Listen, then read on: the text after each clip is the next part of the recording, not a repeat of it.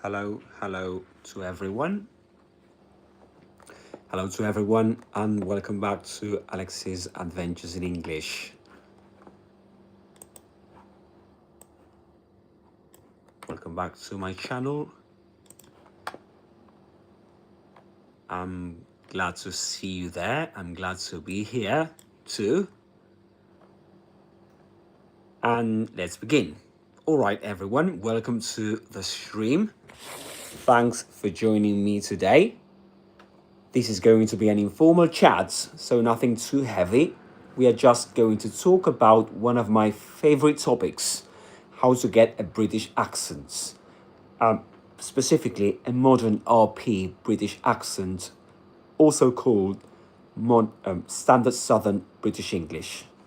If you're watching live, say hello in the chat and tell me where you're from. I love seeing where everyone's tuning in from. But if you're watching the replay, you can also drop a comment in the chat, okay? You can also let me know where you're watching me from. Don't forget to like and subscribe, to support this channel, guys, if you're enjoying my content. All right, so why a British accent? Let's begin at the beginning. Why a British accent? So why even bother with a British accent? That's a good question. Well, I can speaking for me, it wasn't just about sounding posh,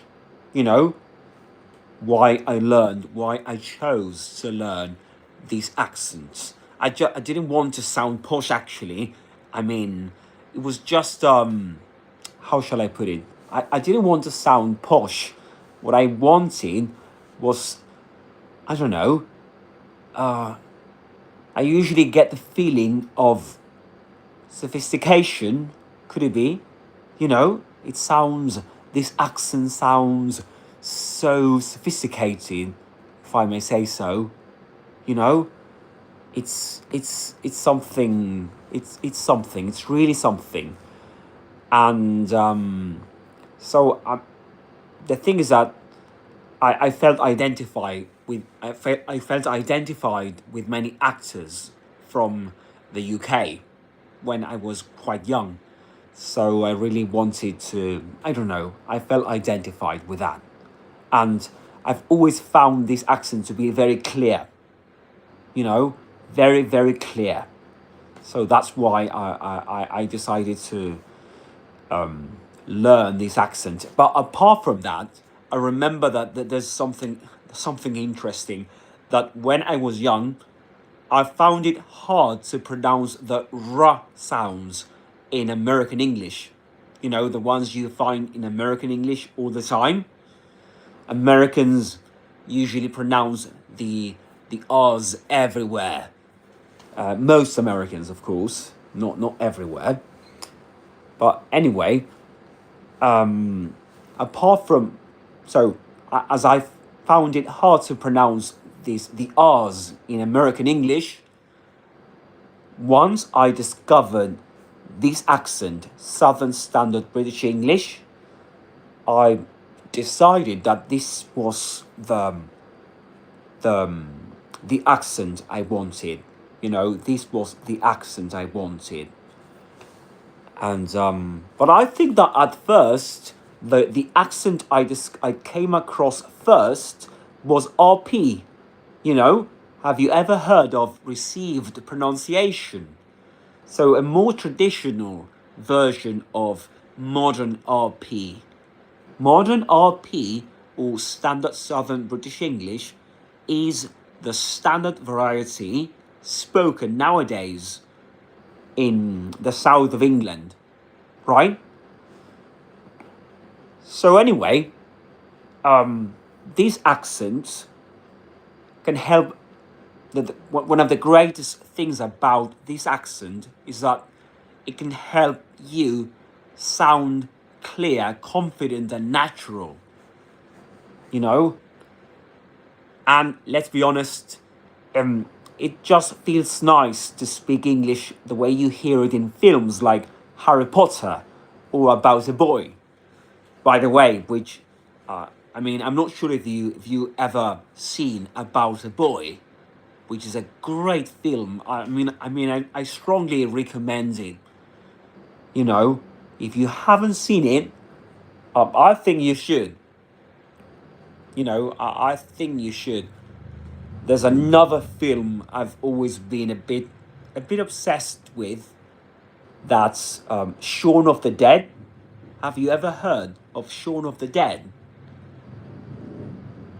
with Simon Pegg? And I can't remember the name of the other actor, but Simon Pegg in Shaun of the Dead. That's absolutely that's a that's it's classic. It's a classic example of British English, of why I started learning these accents.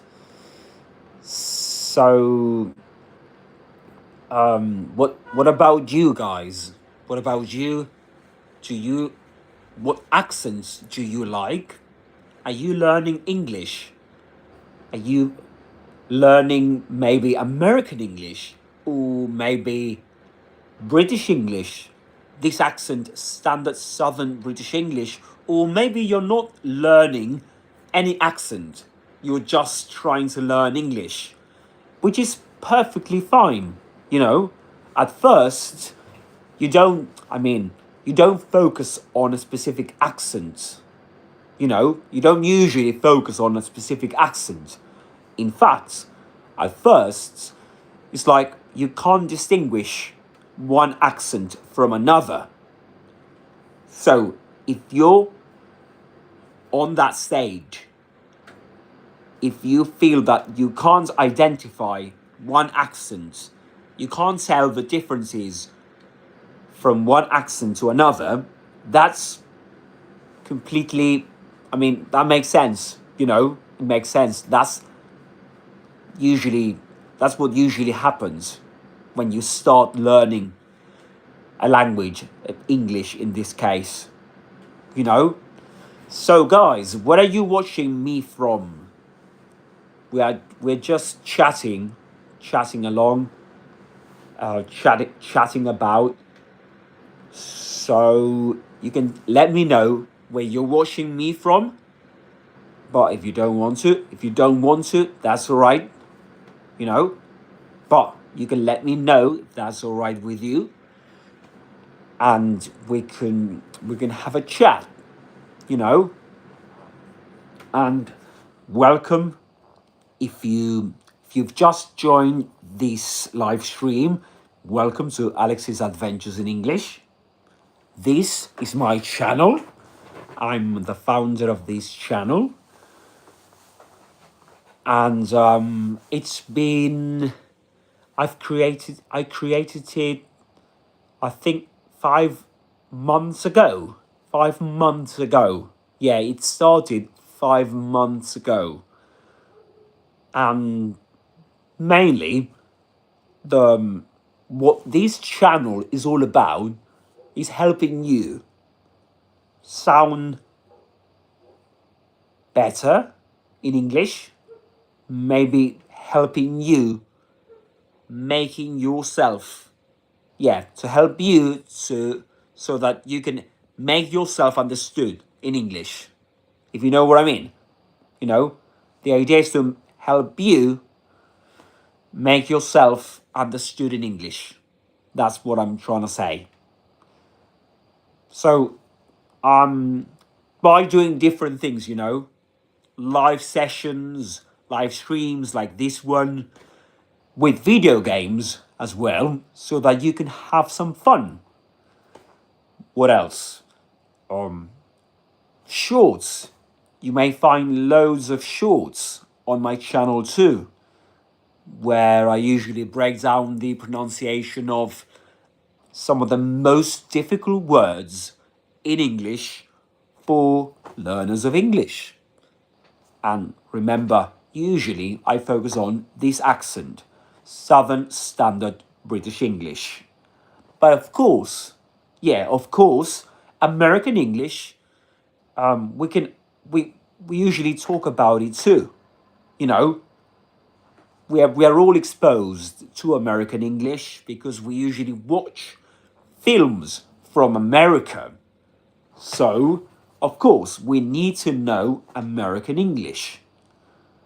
And I guess that you do know American English if you know English.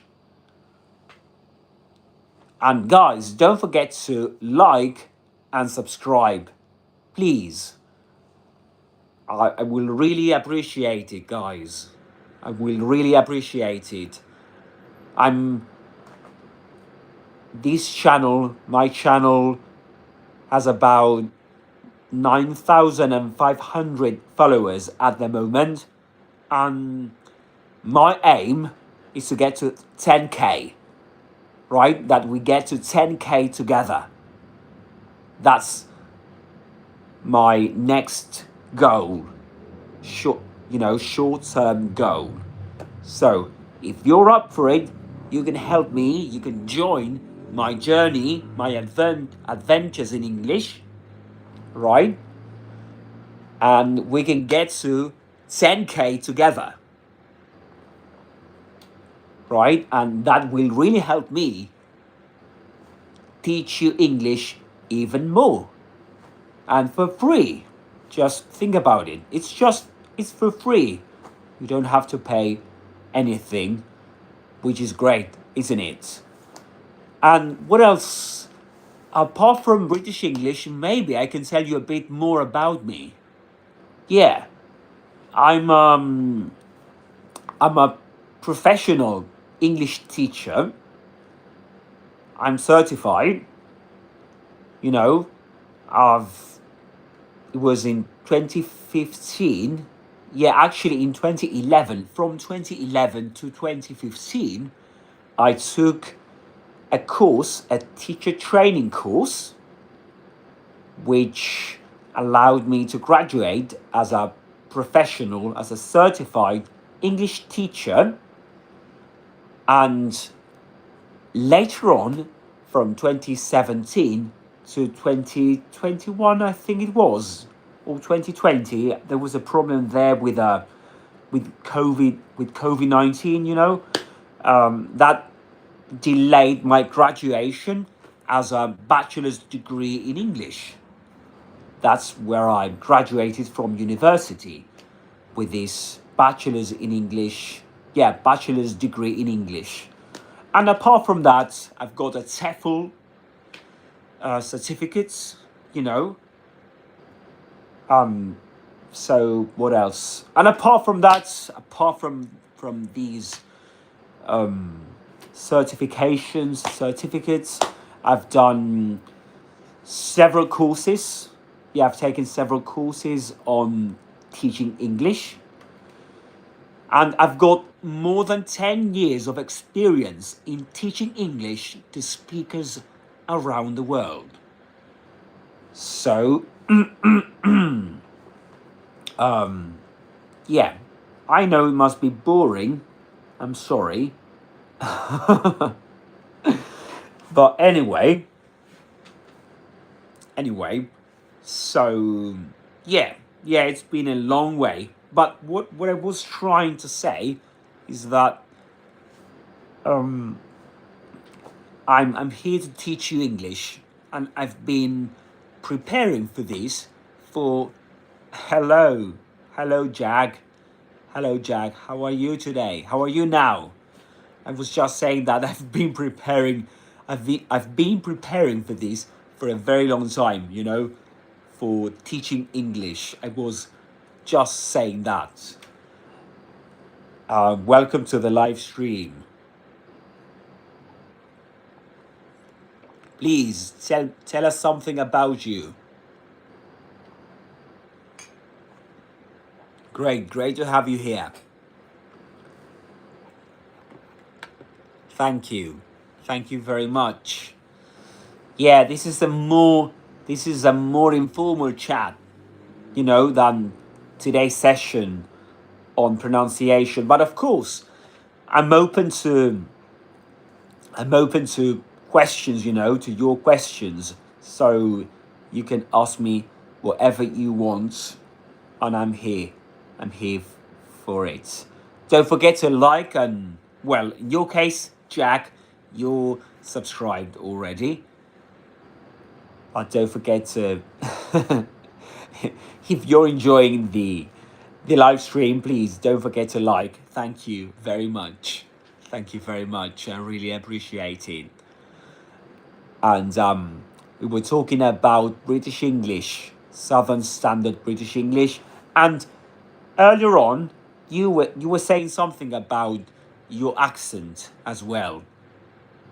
Yeah, you were saying something about your accent, so we can take up on that topic if you want to, or you can tell me anything else, of course.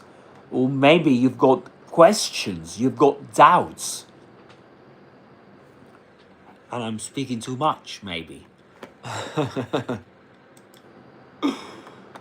I'll keep quiet for a bit. I'm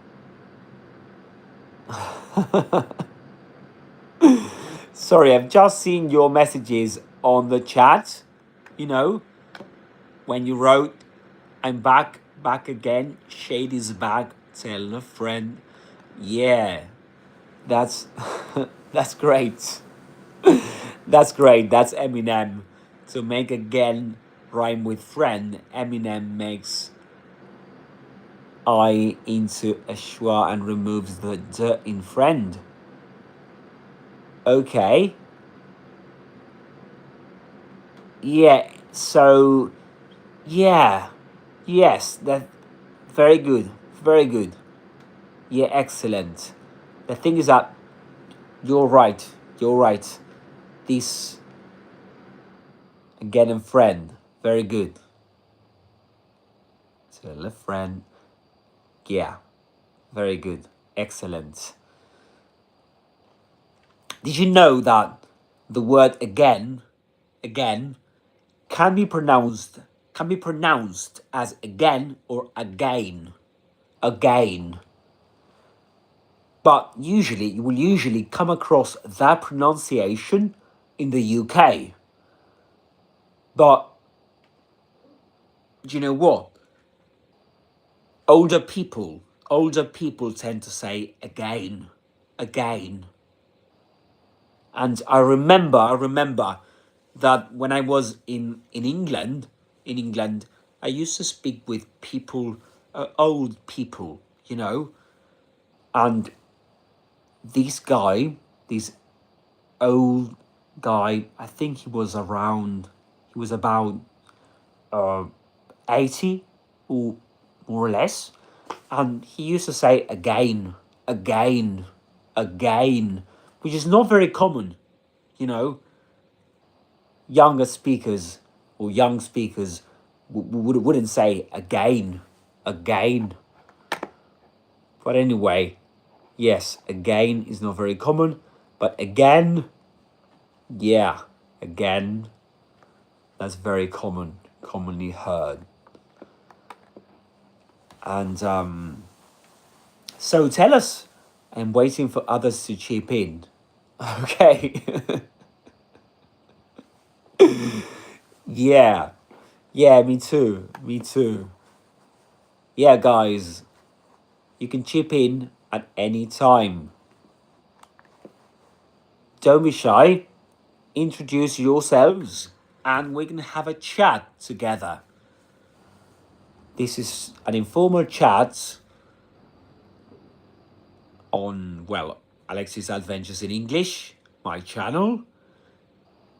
And I'm not sure if you knew, Jack, but we are about to get to 10K. We are about to get to 10K on the channel. No, at the moment, I'm not in the UK.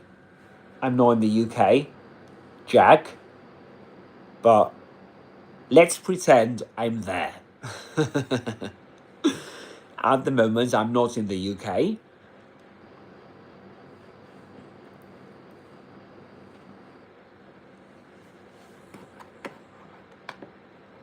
Guys, welcome to the chat. Don't forget to like and subscribe. We are about to get to 10K? Yeah, 10K followers on YouTube. Thank you very much. Yes, 10K. Thank you, Jag.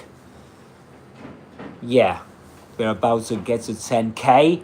It is a reason to celebrate, or for celebration.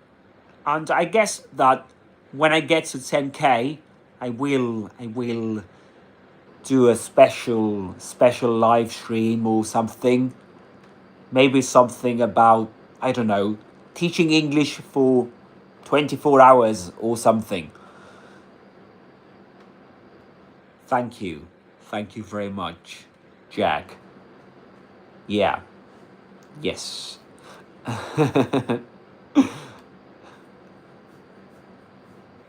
Yes. It's a good reason for a toast.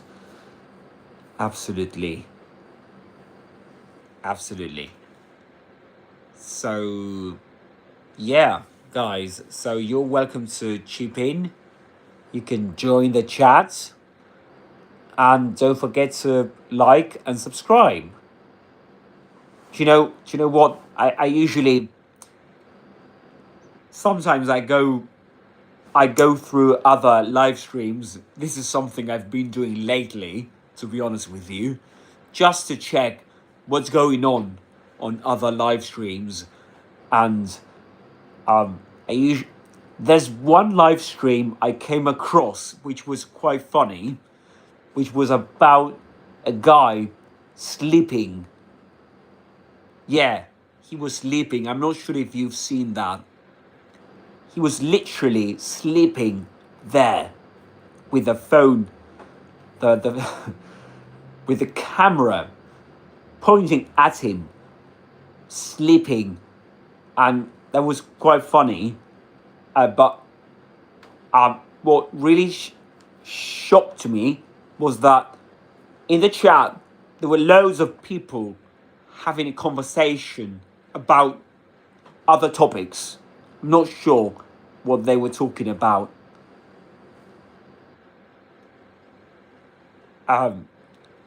Riveting stuff. Yeah. So let me.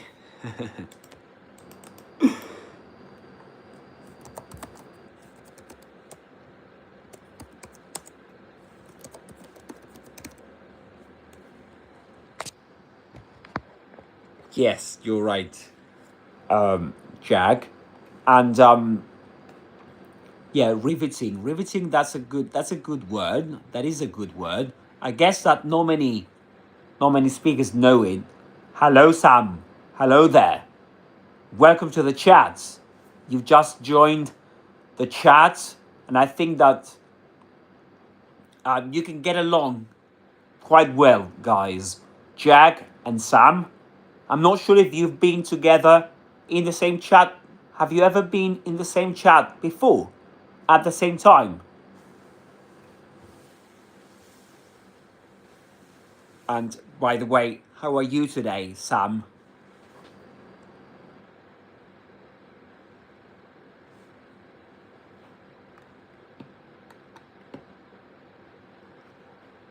And what time is it? Sorry, yeah. No, you haven't. You haven't. Right. Yeah, so let me introduce you. I can introduce. Hello. Yeah, great. Okay, it's 8:10 a.m. Okay. Okay. So it's south of India. That's south of India. Great. So please, Sam, introduce yourself to, if you want to, of course, to Jag. Reckon this is our first online. Yeah.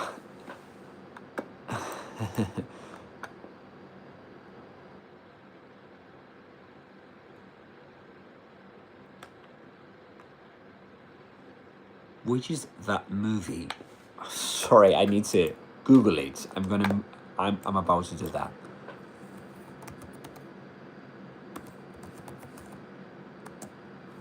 So that's an interesting word. Rendezvous. Rendezvous. You can also say rendezvous. Rendezvous. That's quite a word, which means a meeting at an agreed time and place. That's a great word.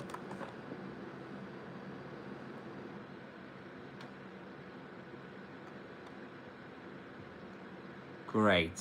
From Jordan. Yeah.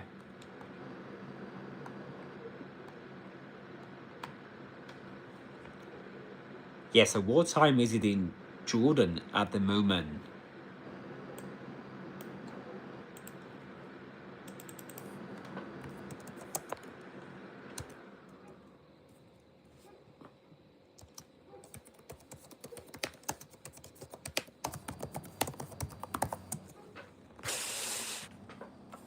So great. This is we can listen to the pronunciation of rendezvous. Rendezvous. Rendezvous. Rendezvous. Rendezvous. And in the US? Rendezvous. Rendezvous. Rendezvous. And the movie, yes, I was about to Google that. Movie. Okay. Oh, this is a full movie in Hindi. Dubbed. So, what is it about? So I guess that in American English, this would be something like RRR. It's a 2022 Indian Telugu language epic period action drama film directed by S.S.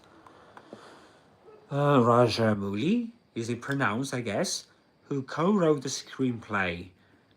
Alright. A fearless warrior on a perilous mission comes face to face with a steely cod serving British forces in this epic saga set in pre-independent India. That sounds very interesting.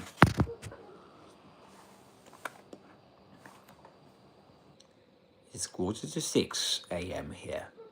5:45. All right. Approximately.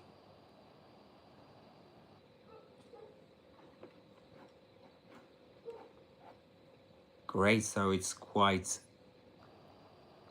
early, isn't it? Yeah, it is quite early. So from Jordan, that's great. Guys, if you've just joined the live stream, don't forget to like and subscribe. Yeah. And if you're enjoying this live stream, Sam, don't forget to like. I know you're subscribed, so I won't tell you to subscribe. And guys, if you've just joined this live stream, don't forget to like and subscribe. We were talking about with Jack. We were talking about the how shall I put it? Oh, thank you. Thank you very much. Thank you very much, Sam. And yeah, I love that word, that expression. To smash. Yeah, smash the like button. Excellent. I smashed the like button. Very good. Yeah, guys, don't forget to... Yeah, thank you. Thank you very much. That's just by the way, Sam, by the way, these, do you know the hearts? The hearts that we're showing, that we're just showing, that's I think that's a kind of reaction.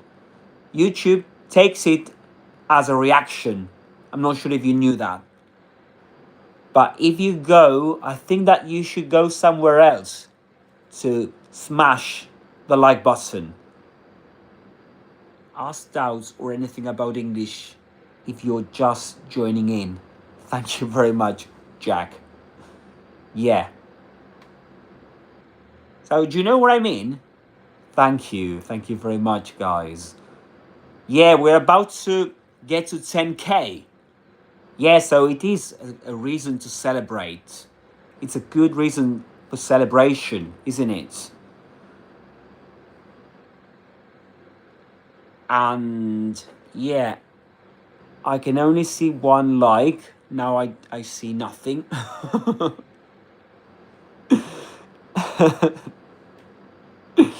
You took it away.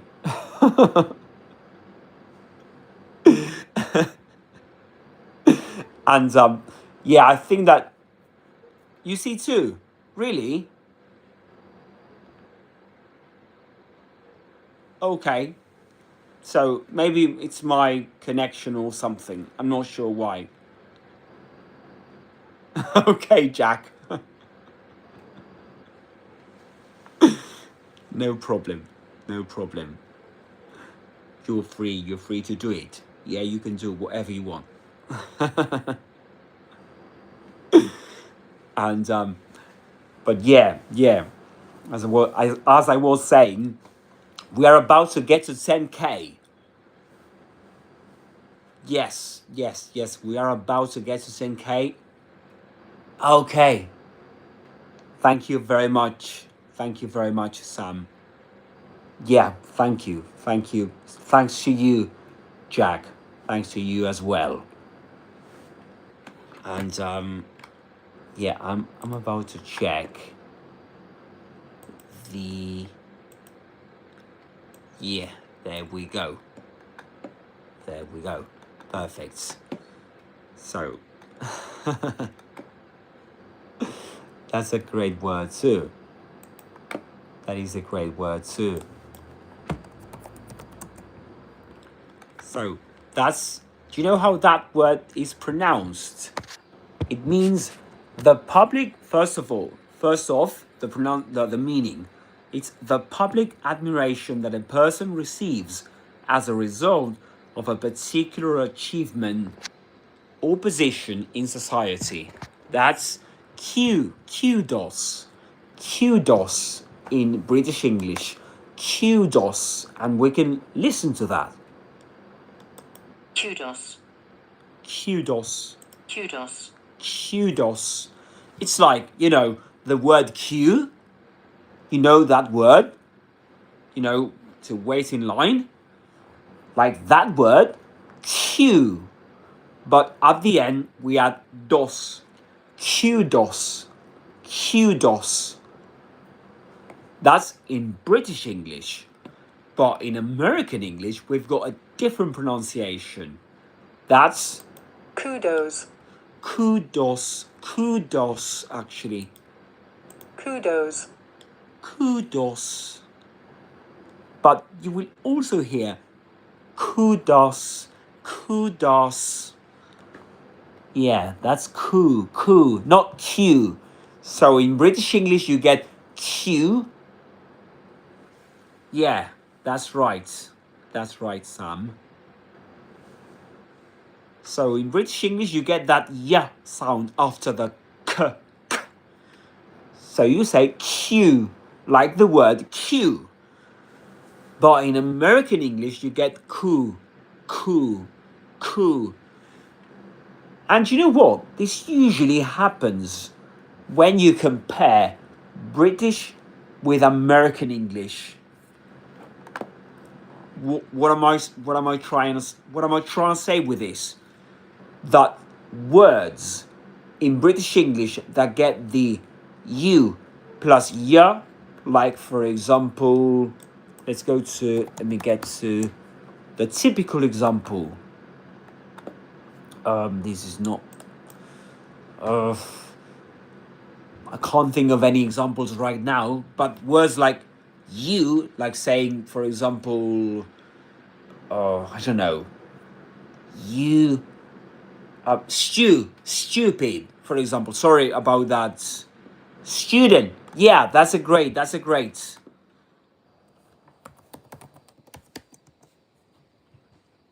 Yeah, you get for exactly. You get Student. Student.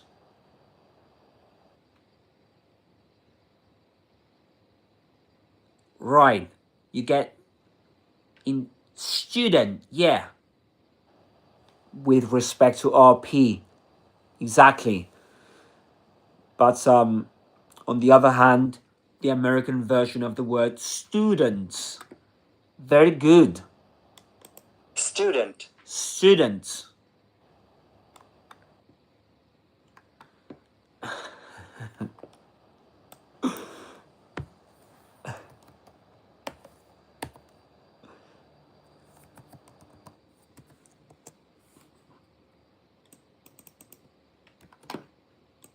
That's an interesting word. That is an interesting word. So,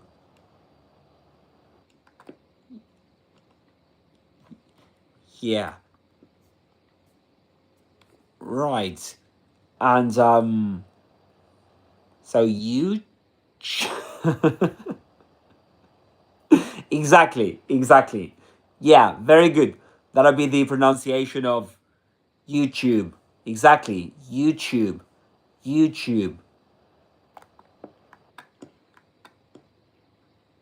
Some brother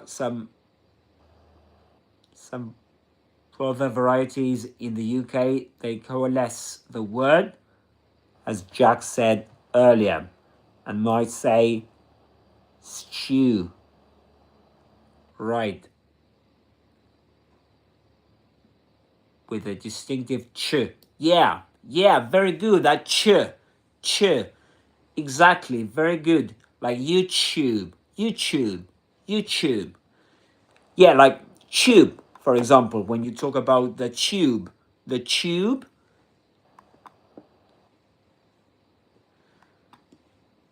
um, that's when if you talk about that phenomenon, yeah, yacht coalescence, exactly, yacht coalescence.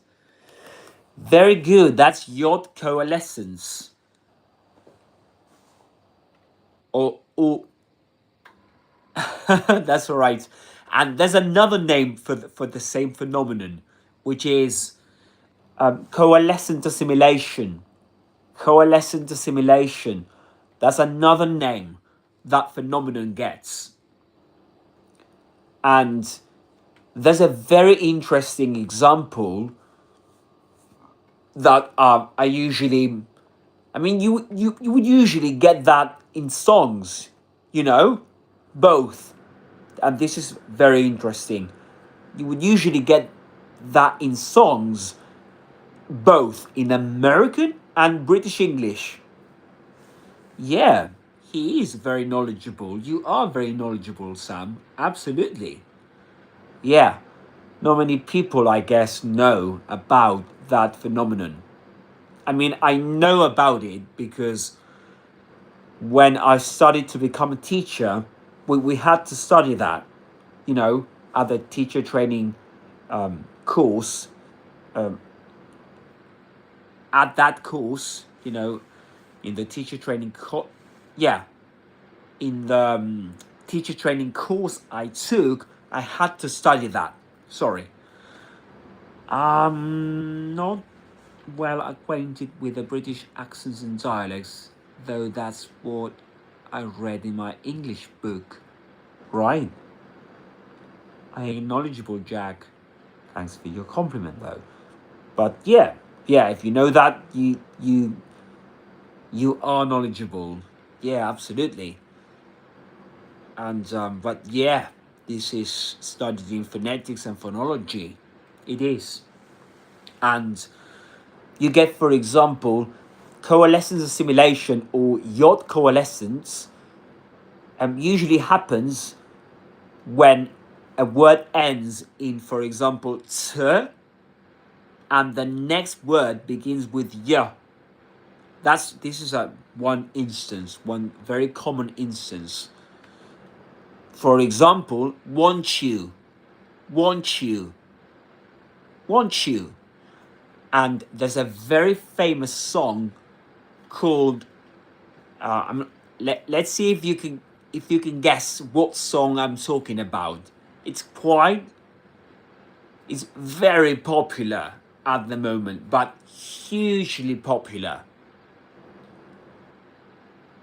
And the guy singing that song is from America.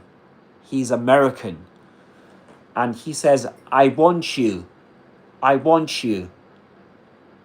Do you know that song I'm talking about? Guys, if you've just joined the live stream, you can like, and if you're enjoying it, you can like. You're welcome to like it, and please subscribe. We are about to get to 10,000 to 10k followers on YouTube, and you're welcome to join the channel, which is Alex's Adventures in English. What's the song? Yeah, the song is Beautiful Things, or shall I say Beautiful Things in American English. Beautiful Things by Benson Boone. You know?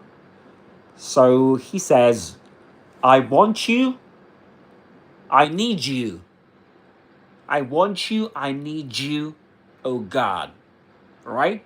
So want you, the thing is that's coalescent assimilation. That's a kind of, in simpler terms, there's a kind of fusion between the last sound in want and the first sound in the next word, in you. And so you get want you, right?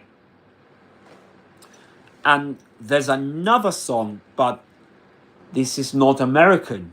This is not an American singer, but actually he's British, you know, and that's Coldplay.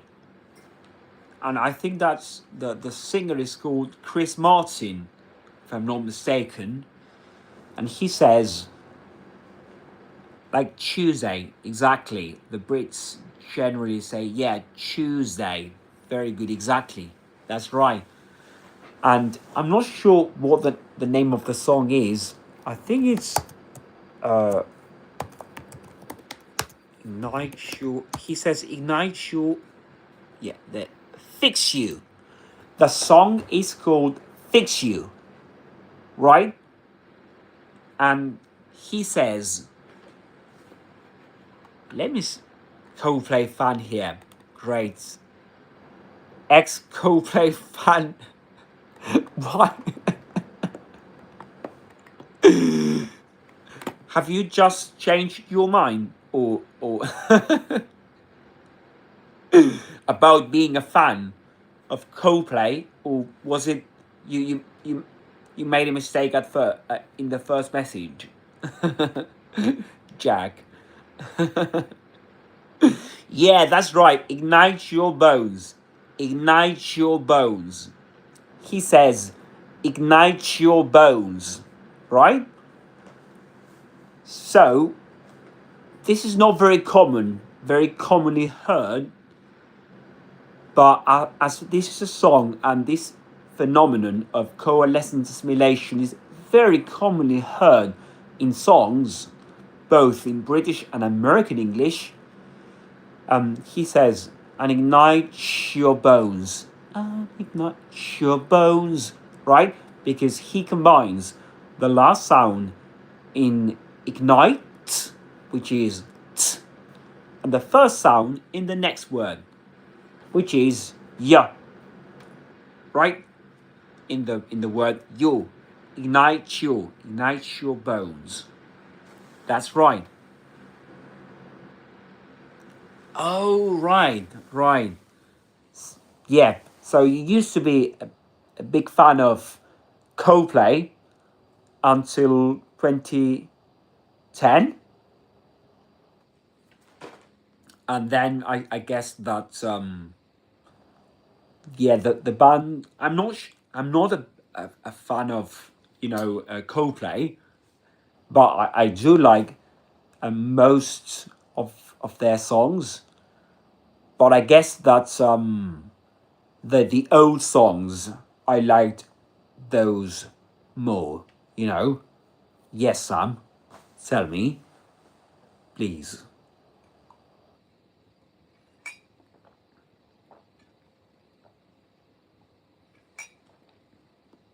This is a cold tea, peppermint tea, I guess. Yeah, yeah. Please let me know, Sam. I'm all ears. Thank you very much for the hearts, guys.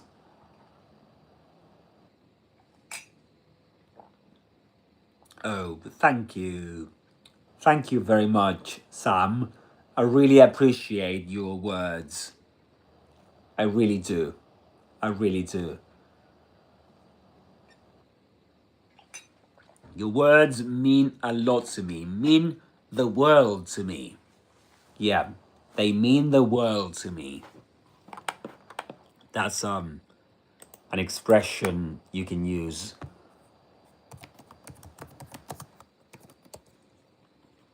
Yeah, let me have a look at that. All right, so in the UK, you can say to be all the world to someone. Be all the world to someone. So you can say,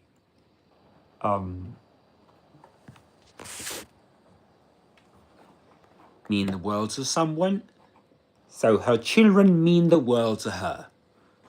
Or your words mean the world to me. And in the UK, your words are all the world to me, actually. Right? Yeah, are all the world to me because they use be all the world to me or to someone. Oh, thank you.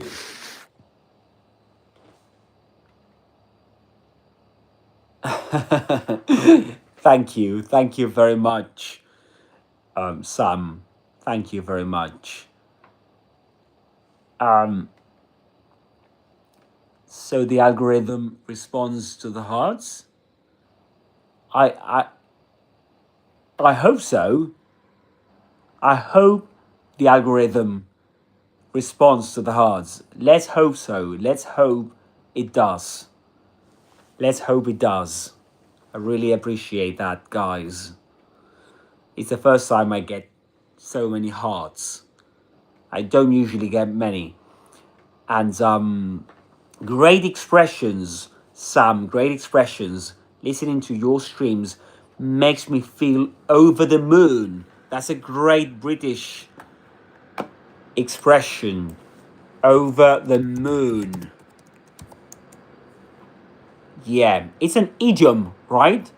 An idiom, which means to be very pleased. And I can give you another example. She was over the moon about her new bike. And you know what, guys? You can say to be over the moon about something, or you can use another preposition. Did you know there's another preposition? And I can maybe do the following. I can start a poll. Yeah, why not? So we can say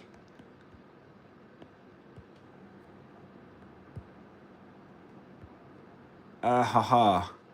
Where is it? Sorry guys, I'm on my phone. To be over the moon about something. or,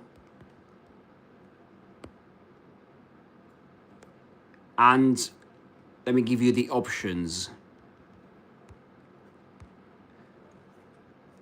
So about something, about is one preposition, and the other prepositions, I'm going to give you several options, just a few options for you to choose, right? So the first one will be to be over the moon about on. The other would be with, and let me add another option. For. Okay. Let's start the poll. Just let's.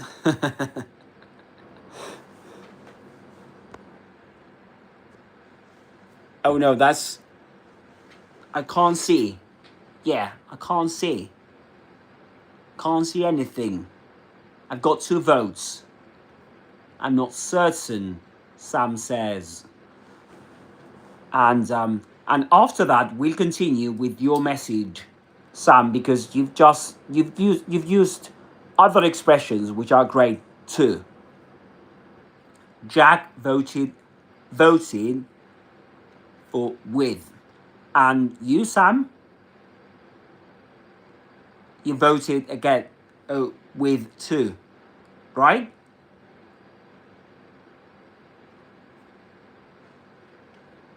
Great, guys, on the stream, would you like to cast your vote too? Would you like to vote for one of these options? All right, let's wait for 1 minute. Okay, let me set that. I'm on my computer and I can do that. Just give me 1 second. Let's wait for 1 minute. 1 minute, exactly. And after that, I'll give you the answer. I'll give you the answer after that. Yeah. So, and let alone is a great expression.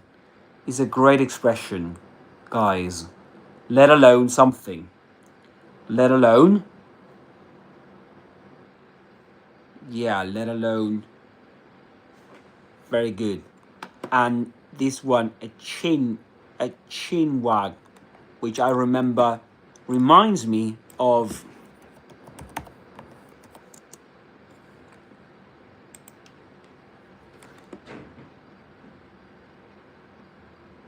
a chin wag.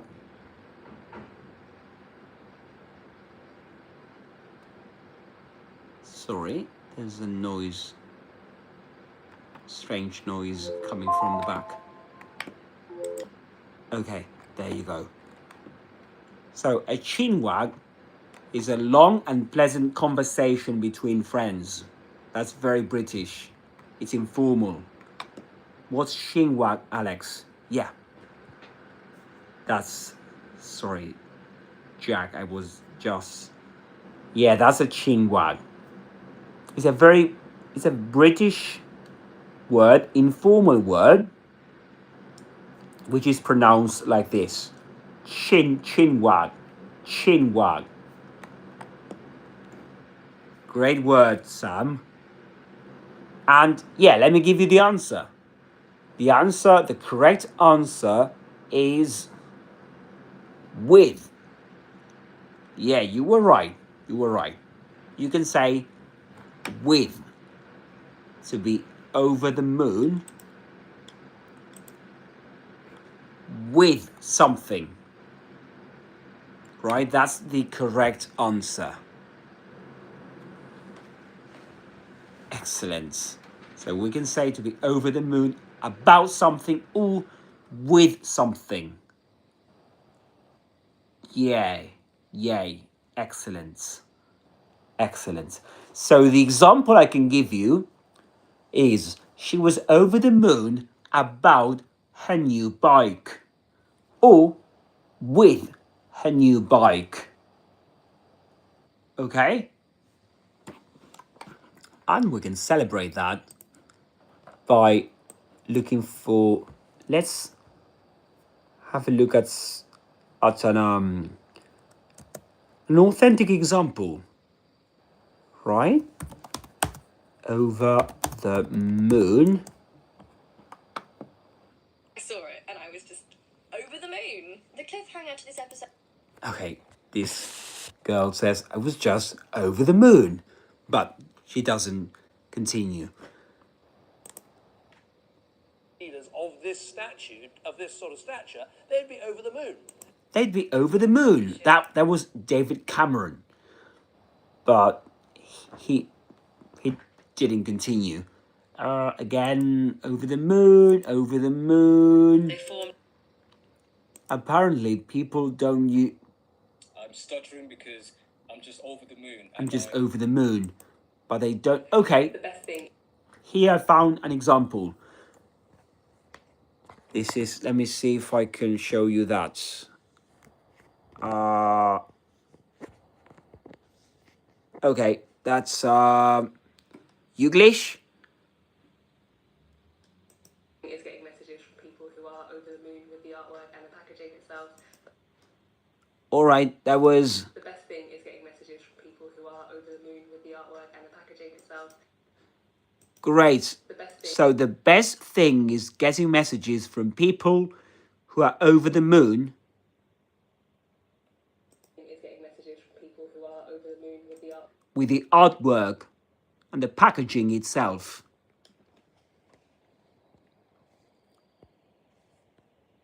Yeah, so, and I'm back.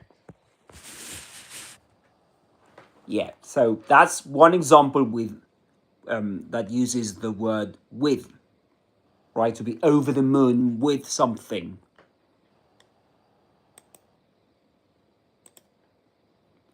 And I've just found another example with as well, you know?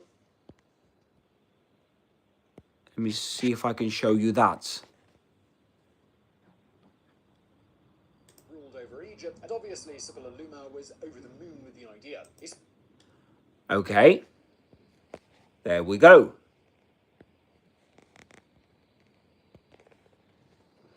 So he was over the moon with the idea.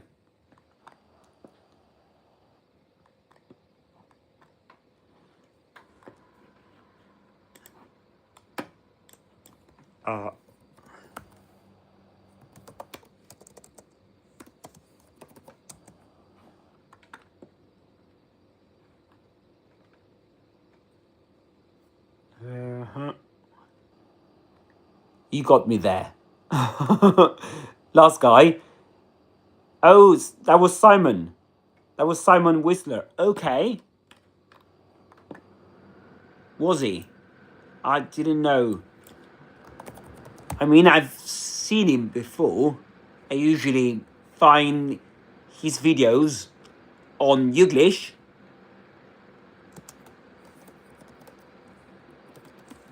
All right. Yeah, that's him. That's right. That was Simon. Yes, you're right, Jack. You're very right. There's a video on YouTube that says, why is this guy everywhere? You know, this Simon YouTube guy. Yeah, this YouTube guy. He's everywhere. Absolutely. Absolutely. I'm a British, he says. I'm Simon Whistler, I guess. Whistler. Because it seems like Whistler. Whistler. I mean, his last name is written just like Whistle, if I'm not mistaken. But no, it's a bit different, isn't it? Don't tell me I'm getting these wrong. Oh no. Okay, I'm gonna check that out. I'm gonna check it out right now. Because maybe I'm making a mistake. Oh no.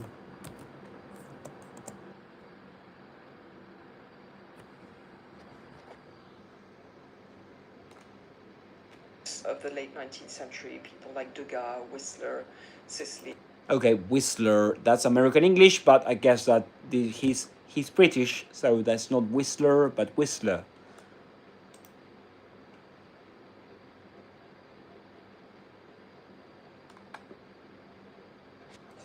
Oscar Wilde once remarked that there had been no fog in London until Whistler painted it.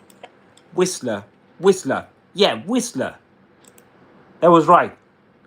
For instance, you could forward wine to Whistler, you could forward wine... Whistler. That's the last name.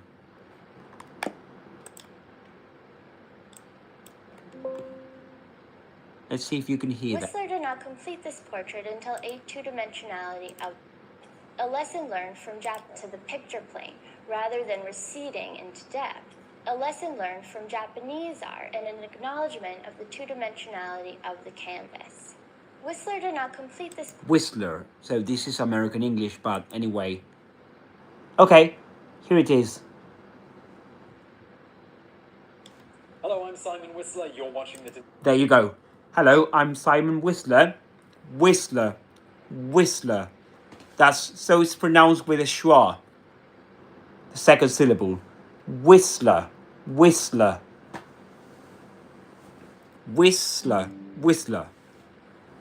That's difficult last name to pronounce, isn't it? Yeah, he talks a lot, doesn't he? He dropped the right. Yeah, absolutely. Yeah, that's the thing with British English, right? That is the thing with British English, which was one of the things I was about to mention, on this live stream, right? That they, in Southern Standard British English and in received pronunciation, they drop the R at the end of a word. Actually, they drop the R if the R isn't followed by a vowel right after it. Right? So let's suppose that Whistler, this last name, or there's a word ending in the letter R being followed immediately by a vowel sound, then in this accent, or in these two accents, in received pronunciation and modern RP and modern RP, you do pronounce the R and you get these linking ra. Like, for example, when you say India. No, sorry, that was an example of intrusive ra. No. Let me give you an example of linking ra. When you say Whistler and I don't know, Whistler and me, if you follow a word ending in the letter R, if you follow that, if that's followed by and, for example, and the conjunction and, yes, it makes sense. It does make sense. And before I forget about your message, Sam, thank you very much for your words. Listening to your streams makes me feel over the moon. I need to read it again, because they're great words. Let alone striking up a chinwag with you, which would definitely make me on cloud 9. Yeah, on cloud 9, that's another British expression. Very good. Excellent. On cloud 9. Very good. So be on cloud 9. which means to be extremely happy and excited. Was Helen pleased about getting that job? Pleased? She was on cloud nine. That's the example given by the dictionary. Right. That's on cloud nine, Jack. And that's a great question.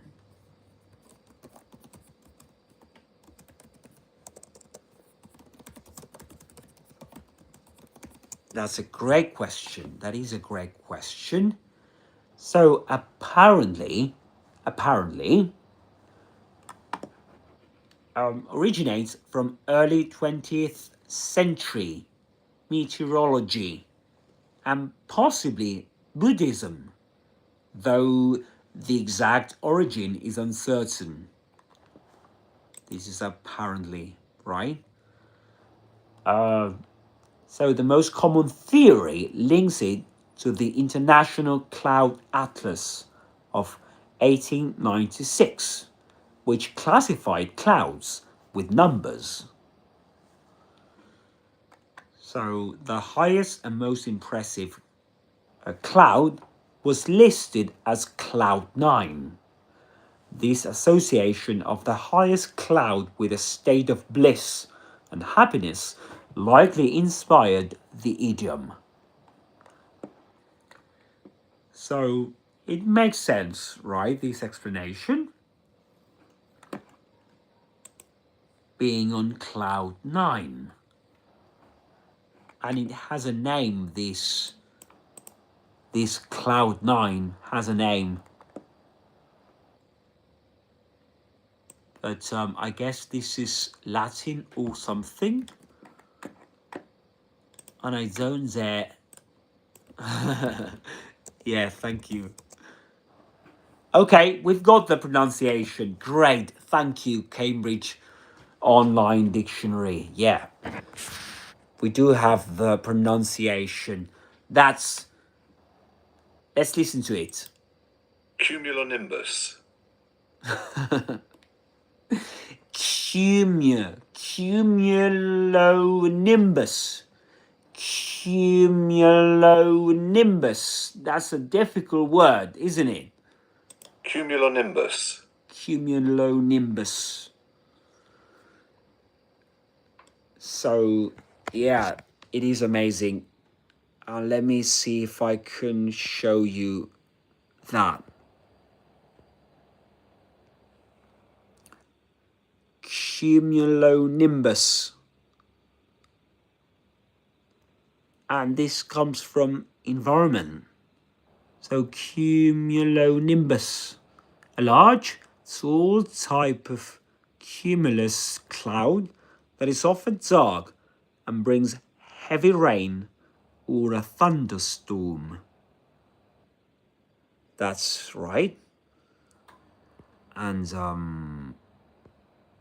so we can, okay, there we go.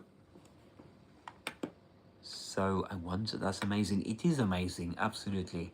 That's the mushroom-like shape that rains. Yeah. Okay, so nimbus.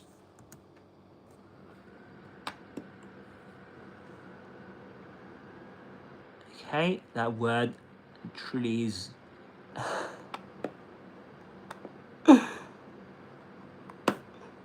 Yeah, it's a quite a word, isn't it? And that's another word, the one you've just mentioned. Discombobulate. Discombobulates. Discombobulates. Which means it's an informal word, mainly humorous. It means to confuse someone or make someone feel confused. Sorry, feel uncomfortable. Right?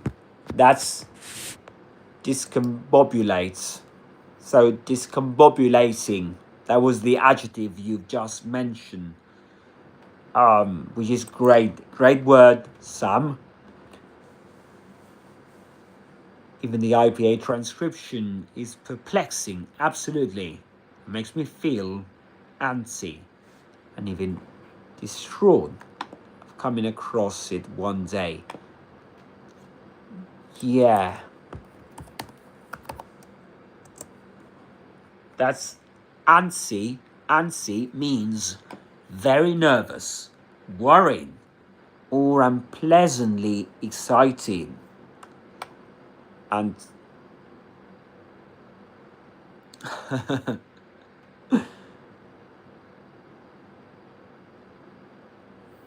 gather like clouds and scare everyone. Yeah. I think that's absolutely discombobulate. It's quite scary. It's quite a scary word. Discombobulate. Absolutely. That's a scary word, isn't it? And do you know there's a synonym. There's a synonym of discombobulate. Scare everyone. Absolutely, Jack. Perfect. That's scare everyone. That's linking raw. Absolutely. That's linking raw. Excellent. Very good. Well done. Scare everyone.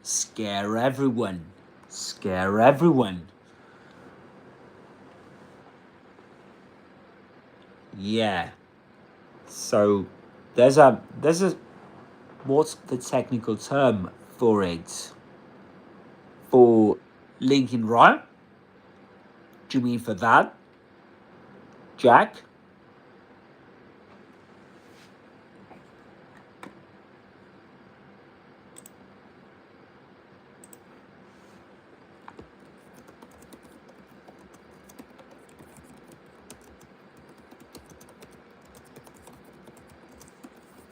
That's a good question.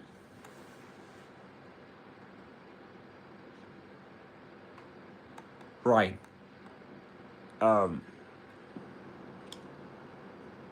The thing is that, yeah,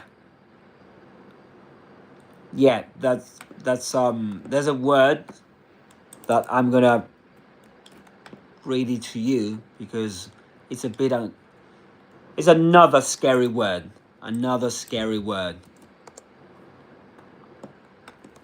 Liaison. Right, liaison. So liaison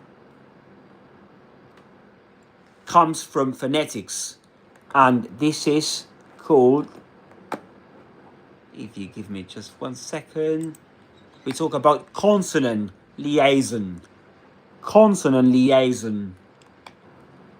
which means, so in phonetics we normally talk about linking ra as a type of consonant liaison, and liaison comes from phonetics, and it means the act of joining sounds together. For example, pronouncing a consonant that is not usually pronounced at the end of a word because the next word begins with a vowel sound, right?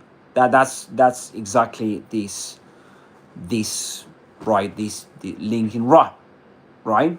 Pronouncing a consonant that is not usually pronounced at the end of a word. That's in Southern Standard British English, in this accent. So in this accent, yeah.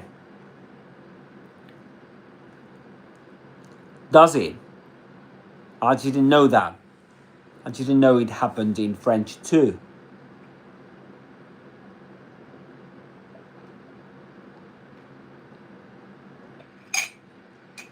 Liaison. Liaison sounds like a French word, actually, if you ask me. But yeah, really, Sam. All right, that's There's always room for learning more. And liaison. That's a word. Liaison. Liaison. Liaison. That's word. Liaison. Liaison. Liaison. I guess. Let me check.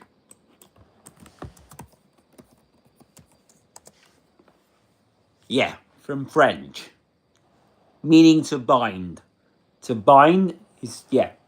To bind. So the word liaison comes from French. To bind or tie, right? To bind or tie two things. That's liaison.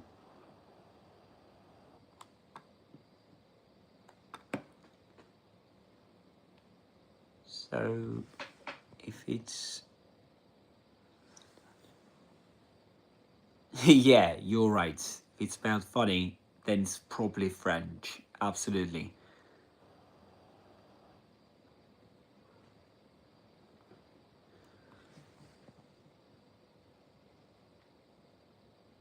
Oh, yeah. So the weather here, today was sunny, you know.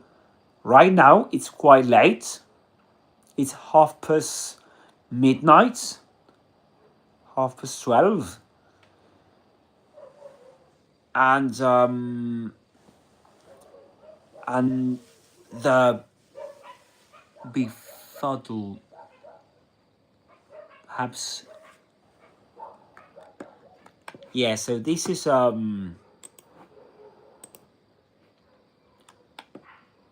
so it's a near synonym. This would be a near synonym. Bemuse. Bemuse. The thing is that bemuse, right, means to slightly confuse someone. Her answer, bemused as all. Bemused as all. And there's another confusing. Then you can think of bemuse. To be honest with you, let me double check that. Bemuse, which is true, is that it's quite formal, quite formal, quite a formal word. Bemuse.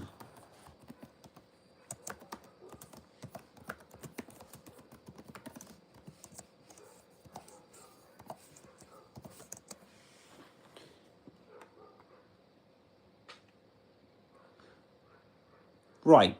Apparently, it's both used in British and American English.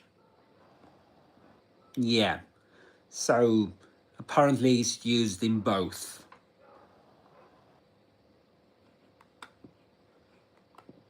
Yeah, and there's another word, speaking of confusing somebody, which is bewilder. Bewilder.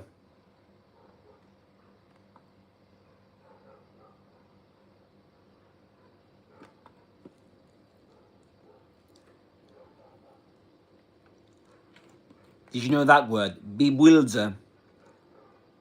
I actually made a short on YouTube on this word. Bewilder. Actually, the word I made a short on was bewildered with ed at the end.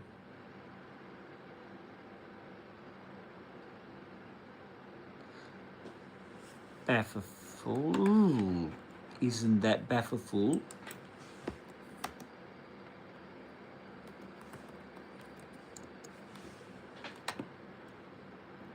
So, does Argentina mean silver in Spanish?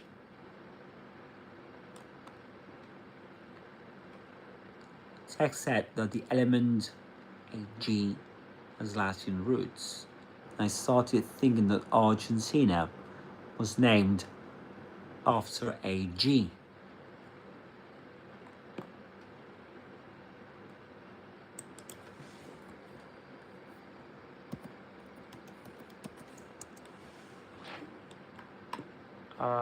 Let me try and find that word.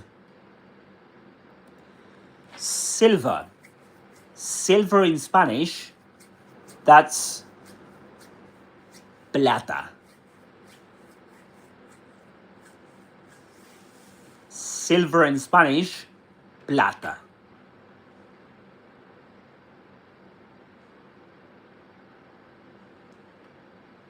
Yes, Sam. And I couldn't find Baffled, to be honest with you.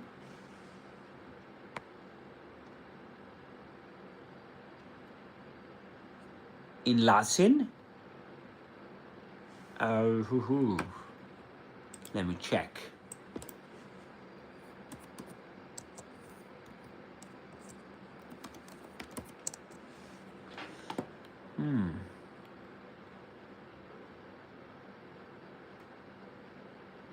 Look at that. Silver in Latin.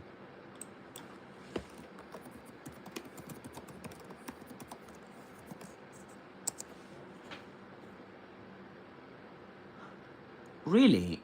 It says the Latin word for silver is argentum. Argentum. Look at that. This word is the origin of the chemical symbol for silver, which is Ag. Argentum comes from the ancient Greek word argelion, meaning shining or luminous.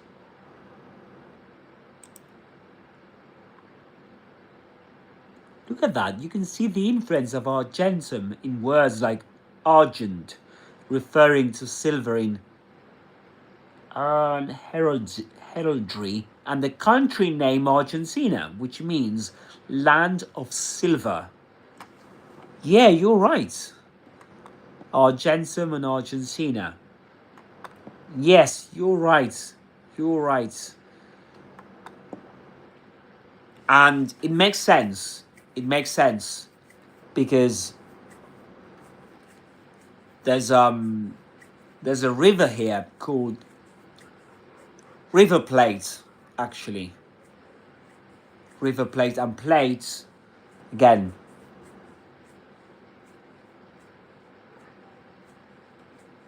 Argentum.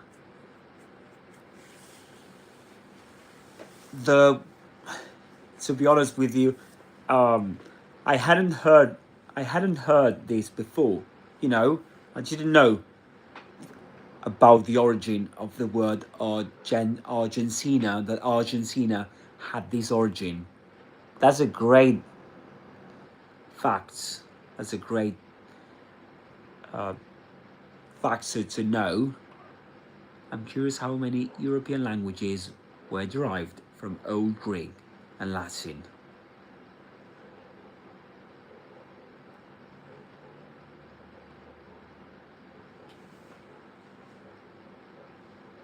And if does the word argentum ring a bell to you? I mean, if I hear the word argentum, I can only think of Argentina, to be honest with you. Argentum, Argentinian, Argentine, Argentina, Argentinian, the adjective. Yeah, but I didn't know that. That's great. And you're welcome, Sam. Thanks to you, actually. Thanks to you. And the word beef-fell, I couldn't find it, Jag. Beef-fell. Is it English? Because it's not on the dictionary. Let me see if I can find it. Why is it that I can't? I mean, I haven't been able to find it.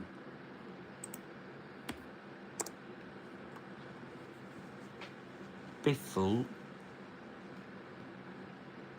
No, I haven't. Then please let me know what that word means. And yeah, so that's very interesting, guys. Thank you. I didn't know that about Argentina. But it makes sense because here you've got the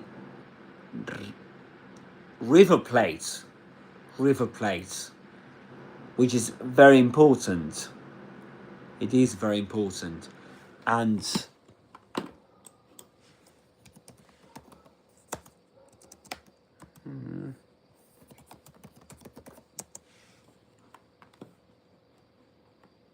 you've got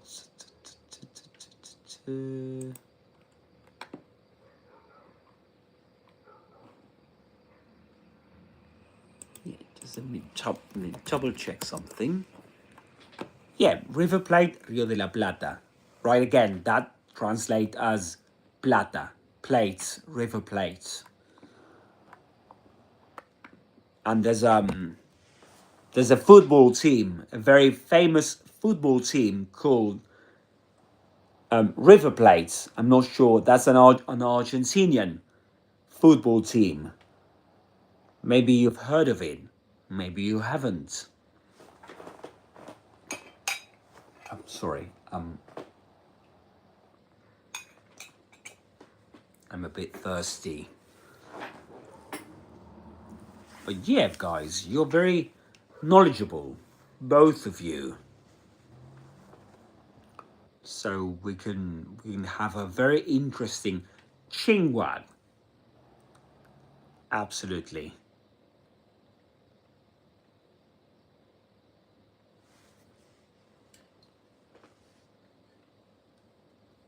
So thank you very much for being there, guys.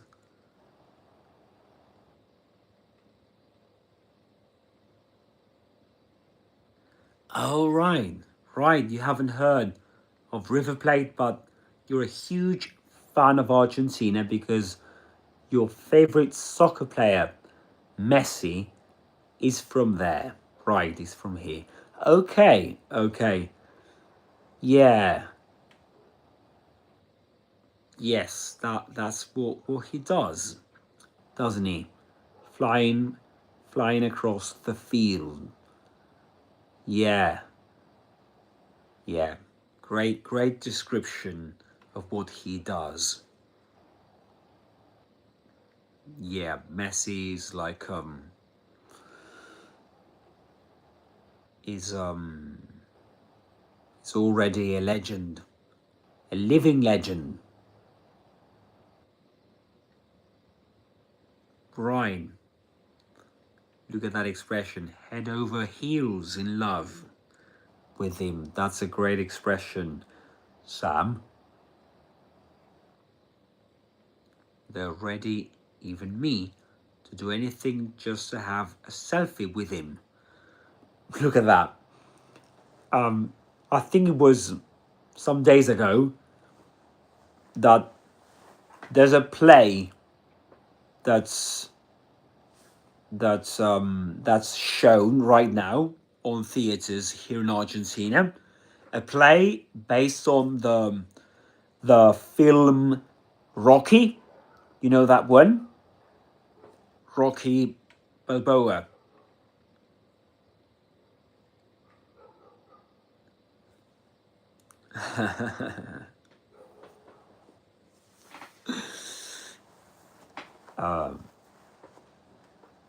Yeah, good joke. Good joke, Jag. And there's as I was saying, there's there's a play, a theatre play, being shown here at the moment based on the film Rocky Balboa, and it was like, I think it was last week that Messi went to see the play, and everyone was shocked. You know, they just couldn't believe their luck. And there he was, watching the play, and because apparently he's friends with the main actor in the play, the protagonist. So anyway, he went to watch the play, and everyone, you know, it was like loads of people gathered to see Messi, just to see him there, which was absolutely. And I wanted to watch that play. I was meaning to watch it, but I couldn't. Maybe I should have. There's no word called baffled. There's baffle. Befuddle.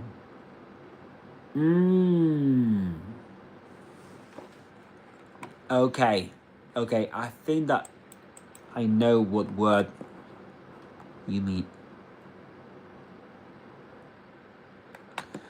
The guy, he's a local guy. He's not very, not very famous internationally.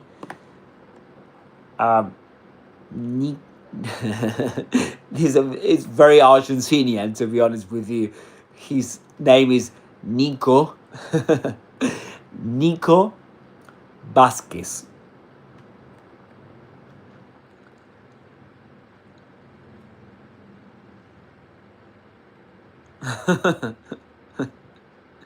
Yeah, I guess that they were like saying that, yeah.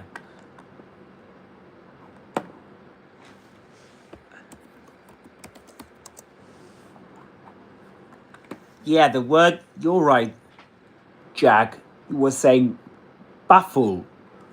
Baffle is a word, absolutely, which means to cause someone to be completely unable to understand or explain something. She was completely baffled by his strange behavior. Baffled. Yeah, you can definitely talk about baffle. And of course, you can talk about the adjective baffling. Baffling, which means impossible for someone to understand or explain. And an example I can give you is, I found what he was saying completely baffling. And the baffling array of features on baby monitors can be overwhelming. Overwhelming, yeah. So, and there's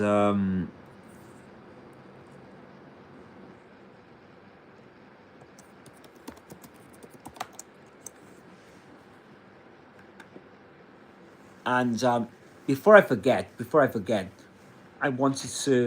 I will continue with your last messages, guys. But you mentioned Sam, the expression let alone is quite a complex phrase.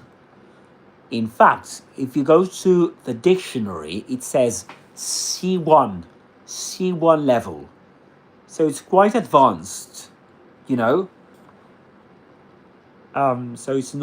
this is not basic English, but it's used after a negative statement to emphasize how unlikely a situation is, because something much more likely has never happened. So I think we can make this explanation clearer by having a look at examples. So let me read some examples to you. Some people never even read a newspaper, right? Some people never even read a newspaper, let alone a book, right? So the key idea here is likelihood, right? Or unlikelihood, rather. How unlikely something is.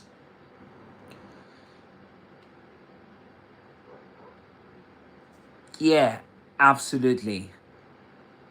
Absolutely. Yes. So you would say some people never even read a newspaper, comma, let alone a book.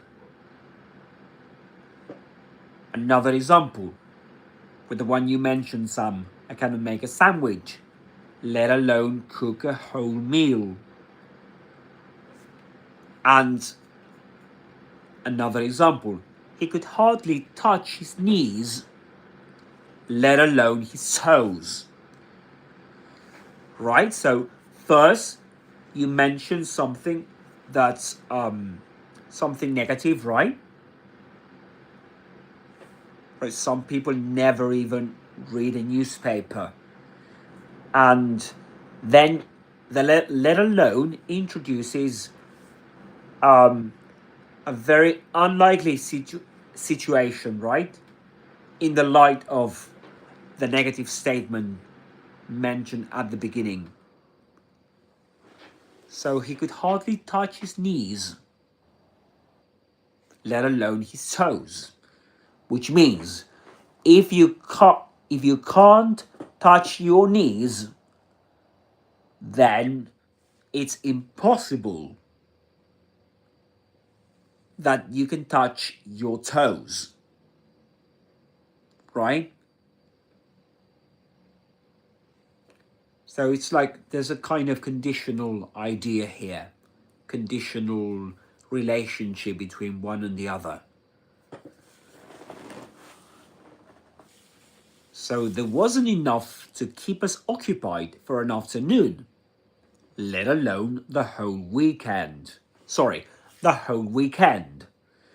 Do you know that weekend, that's the pronunciation, the American pronunciation, weekend, but in British English, weekend. Weekend.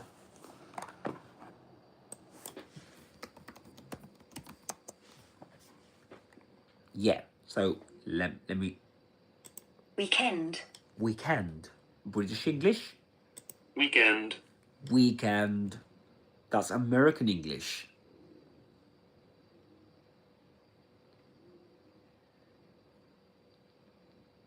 Yeah, you're right.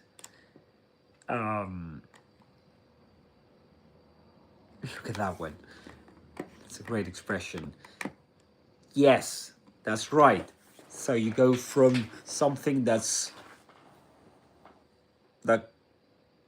cannot happen, and then you mention something that's even more unlikely to happen, given what was said before. And let me mention something to you, something to bear in mind about that expression. In terms of punctuation, this let alone is preceded by a comma in writing. So you say, some people, let me show it to you.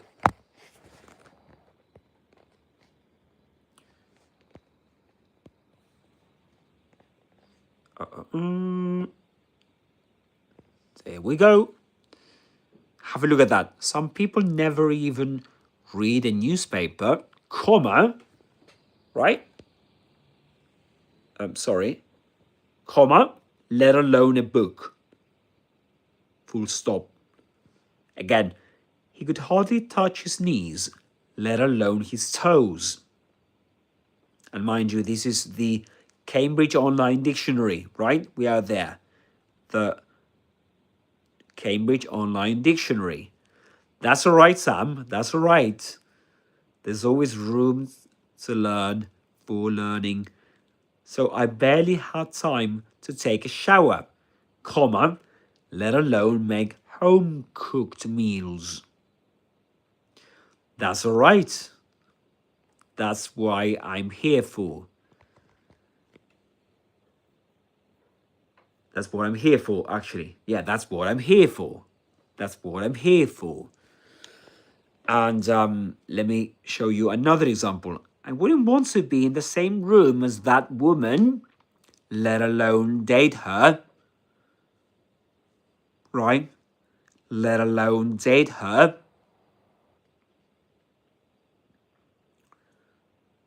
So, yeah, usually that's the intonation. Some people never even read a newspaper, let alone a book. Let alone a book.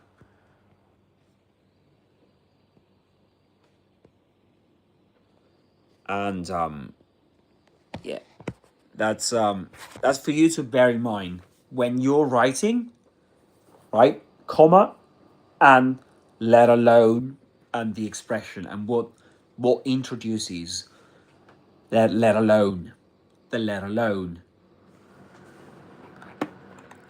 And in fact, I love this dictionary, but there's another dictionary that's equally good, which offers the possibility of listening to examples being read out loud, which is the Longman.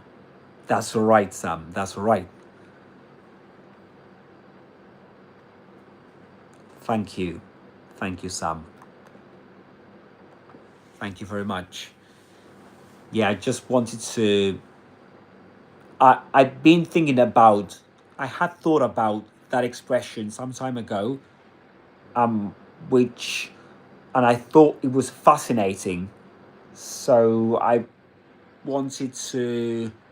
really wanted to have the chance to explain it to my students. And the other dictionary, that's Longman, the Longman Dictionary. Longman, that's Longman, yeah, Longman Dictionary.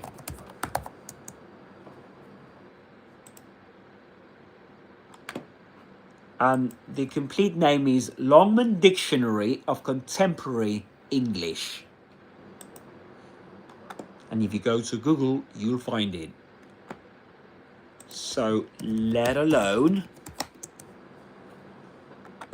And there's one example. You've got that entry, let alone. Okay, look at the explanation given by this dictionary. I think it's even simpler and more to the point. It says, used after a negative statement to say that the next thing you mention is even more unlikely. Okay, that makes more sense, doesn't it? It's simpler. And the example is... The baby can't even sit up yet, let alone walk. The baby can't even sit up yet, let alone walk. Yeah, so the baby can't even sit up yet, let alone walk. Although, if you go to English, let alone... Let's have a look at some examples. Here comes again, Simon Whistler. Let alone the petty bickering, sabotage and stealing that went on between the two that are... Okay, he speaks too fast. No one sector, let alone non-profit, start-up or government, is going to solve this. Okay. Even economists seem to think this isn't a good measure, let alone people thinking about... Let alone... Defending, let alone attacking. Second. Okay, let alone defending, let alone attacking. Ways in which, without ever raising a hand, let alone a finger, one human can badly... Okay, I like that expression. Without ever raising a hand, let alone a finger. That's a good one. Let alone a finger. There's an example taken from English. So, in rapid speech, you will usually hear let alone, even in British English. But if they slow down, you will hear let alone.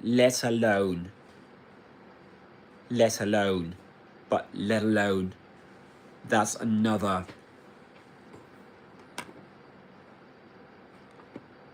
Something else you can hear there.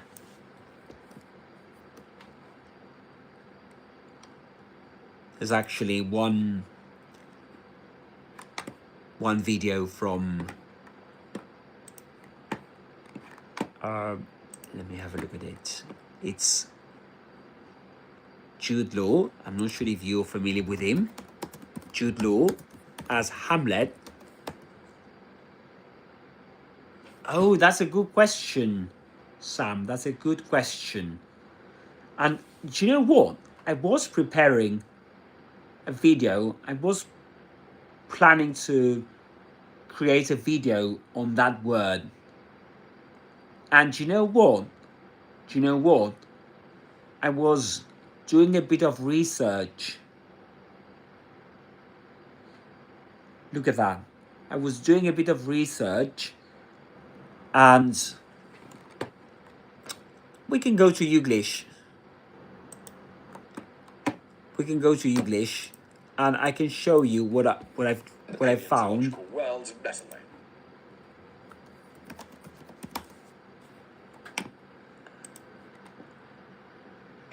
So let me show that to you. Let me show this to you. Okay, and there we go. Okay, so this is schedule. So I use alright, or schedule, you can say.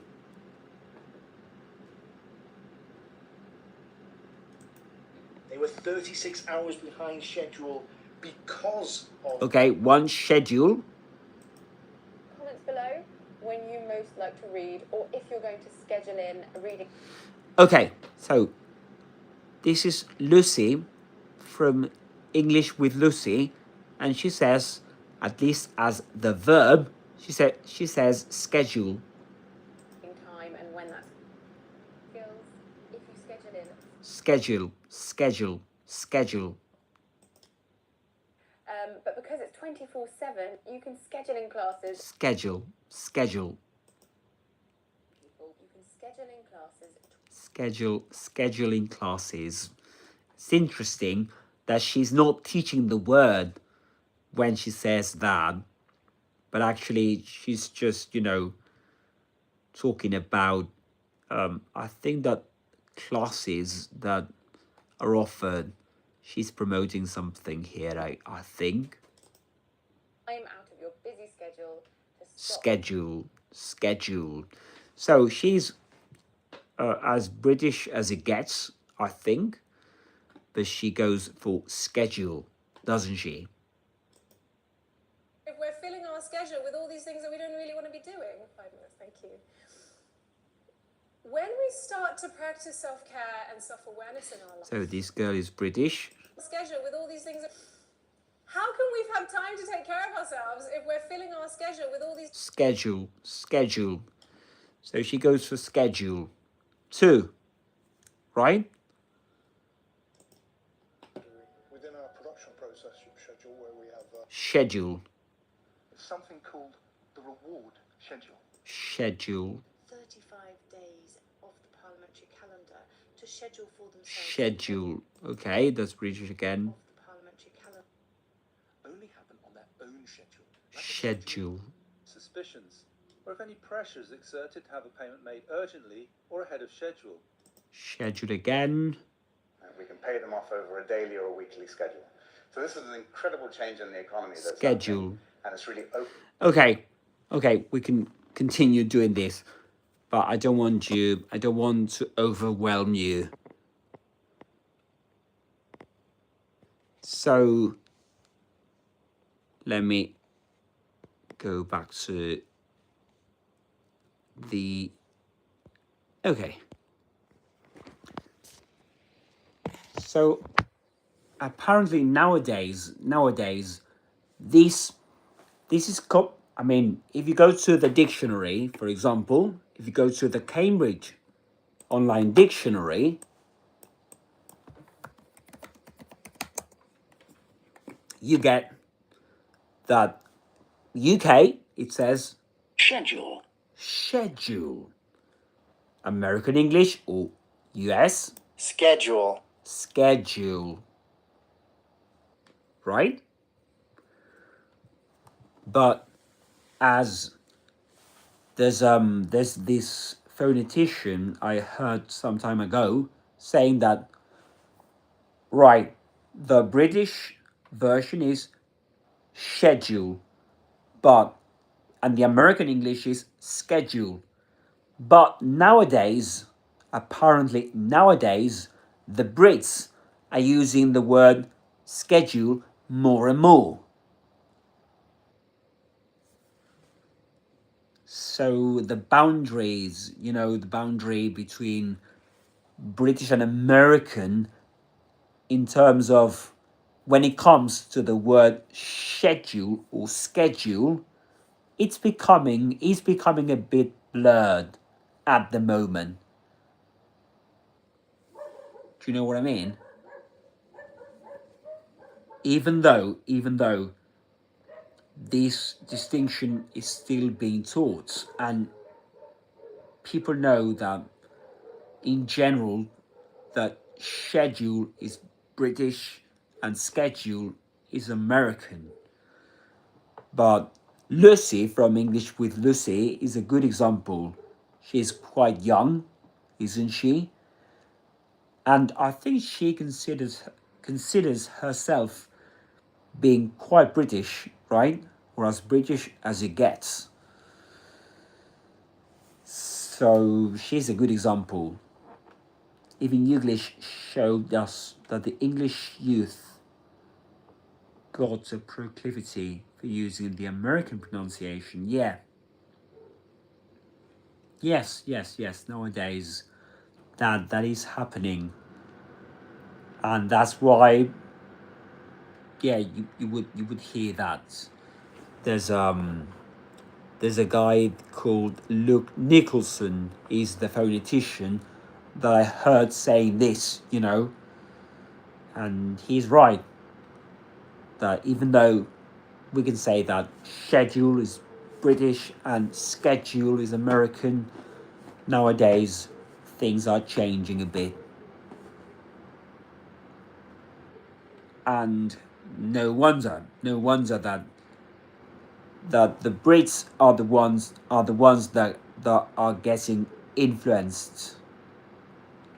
What does Luke use?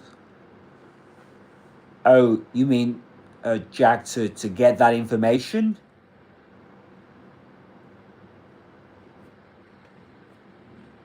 Oh, look at that.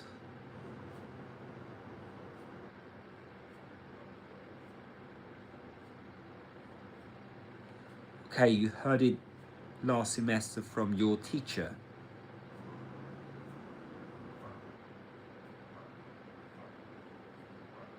Okay, look at that.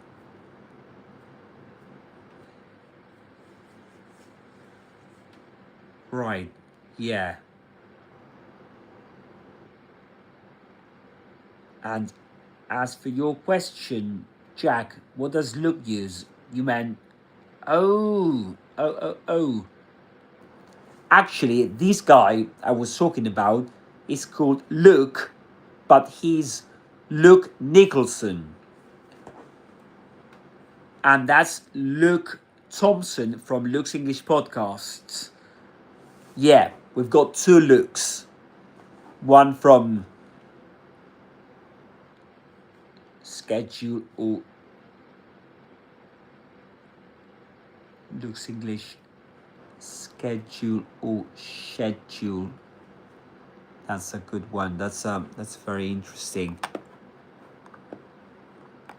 And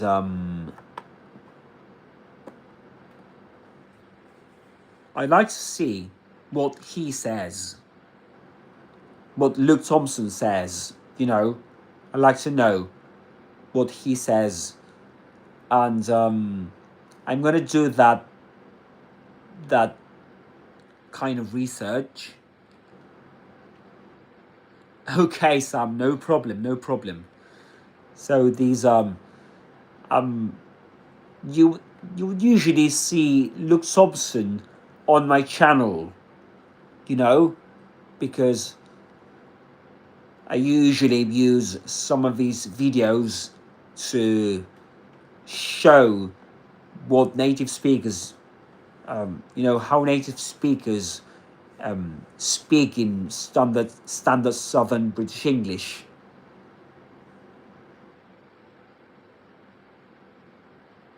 Yeah, he's above.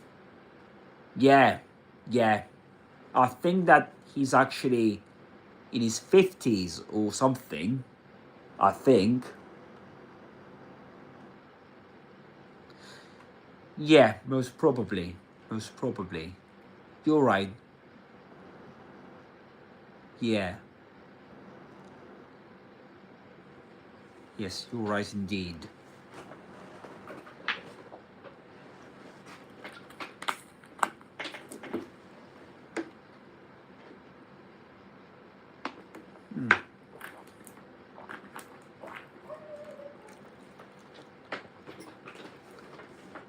Yeah, you're right.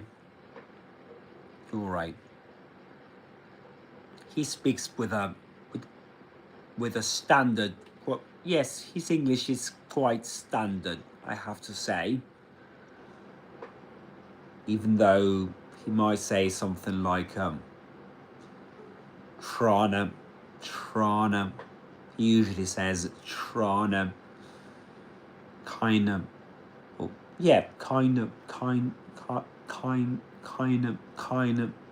difficult, or Trana. I'm gonna Trana.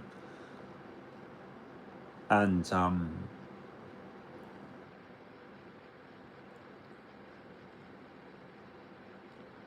yeah, you're right. Look, is that chap with the sandy hair? You repeat after to hone your accent. Yeah, that's the one. That is the one.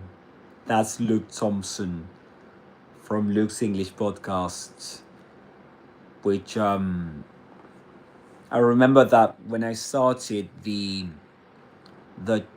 this channel, Alex's Adventures in English, I got in touch with him because I made a video thanking him for everything, for all the things I learned from him, and especially for motivating me to start my own channel, because I used to watch his channel and I really admired him. You know, I really admired him. So I said, okay, I'd like to have a channel, YouTube channel like he does. And I remember I wrote to him and he wrote me back. Yeah. Apparently Luke Nicholson has been on Luke Thompson's podcast. Yeah, I think so. Luke Nicholson. I think so, yeah. Yeah, Luke Nicholson. I follow him on Instagram. I follow Luke Nicholson. And yeah, he's got what I like the most about the content he creates is that it's quite accurate in terms of pronunciation, symbols, and you know.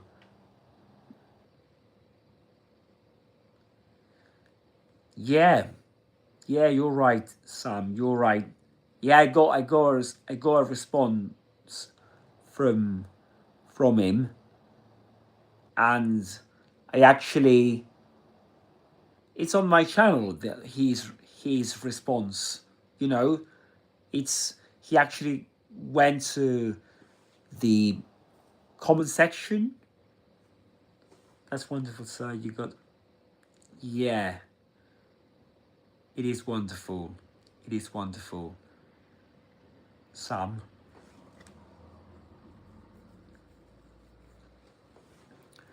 So yeah, that was the very beginning of my channel, with me getting in touch with him, with Luke from Luke's English Podcasts. That was the very beginning. And fortunately, he did reply, and that really gave me the boost I needed. You know, that really gave me more confidence to get the channel started. And yeah, that was the very beginning. I remember that. So let me just try and see if I can get that. I can go to videos, and it was a live stream. One of the very first. Yeah. Let me go there. I can read it to you. Okay, so this was, yeah, so he said, well done, Alex. Well done, Alex. Like I said before, I am very glad if my episodes have helped you. Keep it.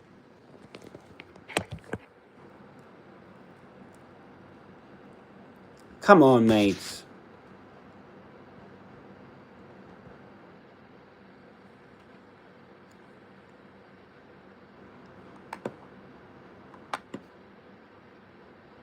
Can you see me, guys?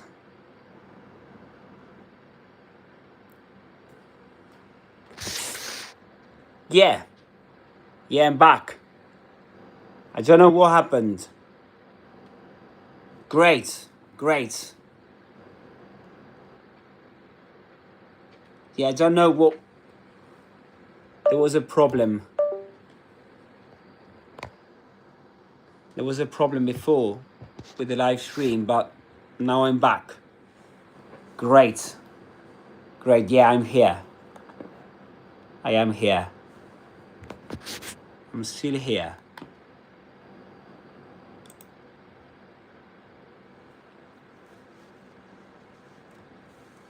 Great. Perfect.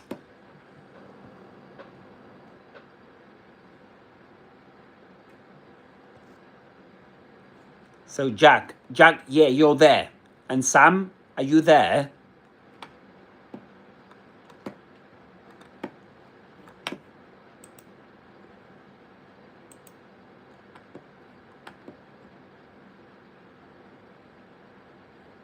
I'm gonna check something on YouTube. Oh, really? Did we?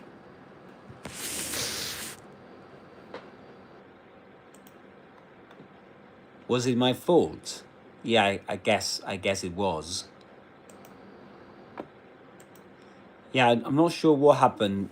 What happened with the live stream? There was something wrong with it.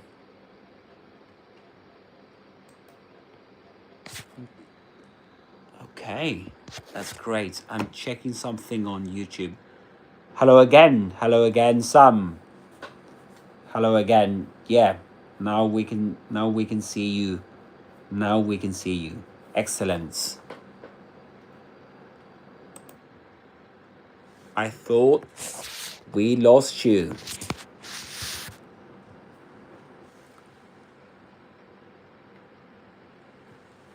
So was it your internet connection too? Or something? Maybe it was my internet connection too. Maybe that was the problem.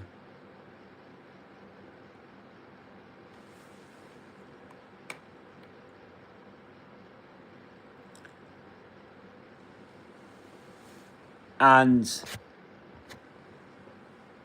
do you know what, guys? There's something else I wanted to mention to you. There's something else. I'm not sure if you know this. I'm not sure how much you know about YouTube and how YouTube works. But there's something else. There's another goal apart from the 10K I'm after at the moment. Have you heard of the YouTube partnership? Have you heard of that?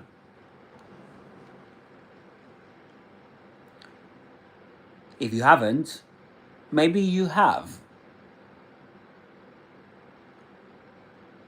Okay, Sam, you've heard of it. Okay, Jack, you can gain money from posting on YouTube. Yeah.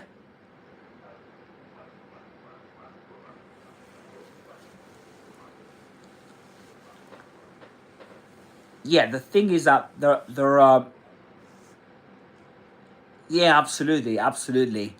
There are some conditions, absolutely, and there are some conditions to meet, and one of them is to get, I think, 500 followers on YouTube. That's, on the one hand, that's not that hard, really. But the second one, there's another condition to get partially monetized. Hello. Hiya. Hello. Hello, what's your name? Welcome to the live stream. Welcome to the chat. We are chatting. I'm Alex, and we are chatting with Sam from Jordan and Jack from India. And so tell us about you.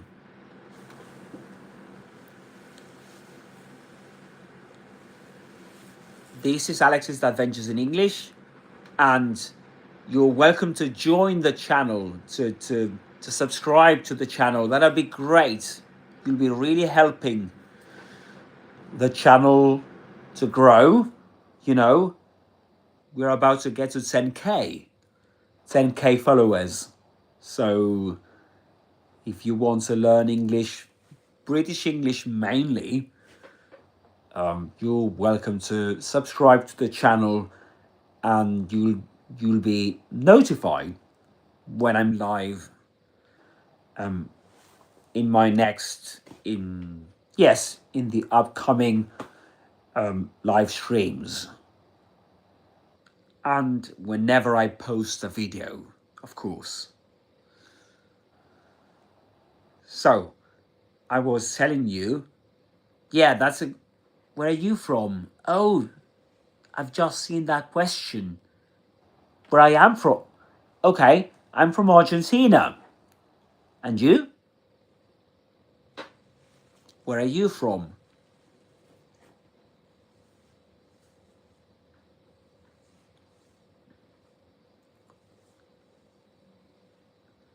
Thank you, Jack.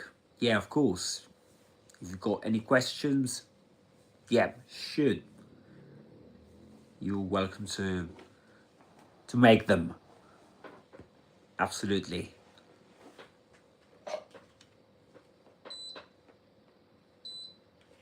Okay, I'm a bit cold.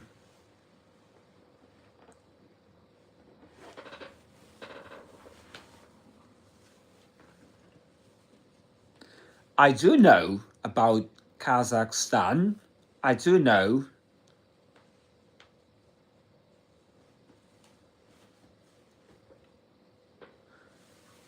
Actually, when I was in London, I met a guy from Kazakhstan.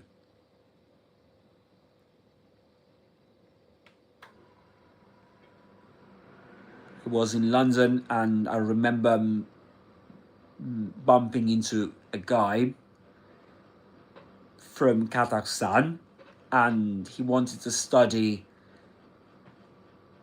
at it was, I think, I can't remember the name of this university, London. Yeah, right now, yeah, I can't. Yeah, it's not. It's on the tip of my tongue, but I can't remember its name. This is London.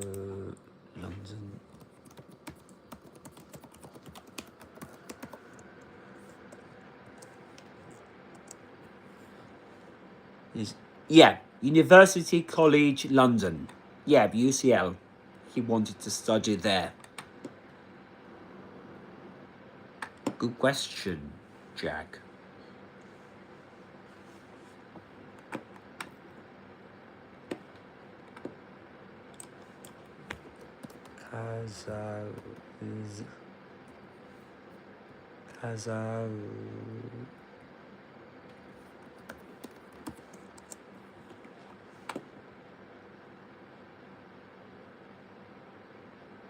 Right.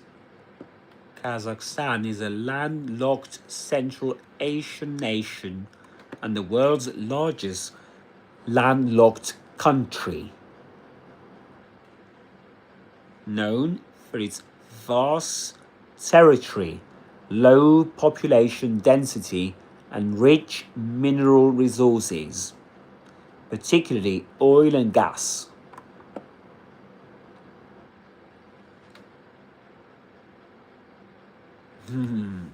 Yeah.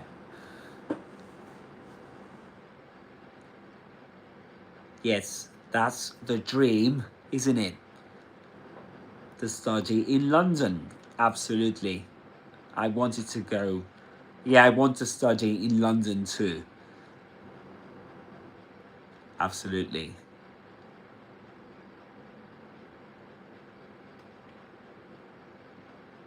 Oh yeah, it's so beautiful. Absolutely beautiful, London.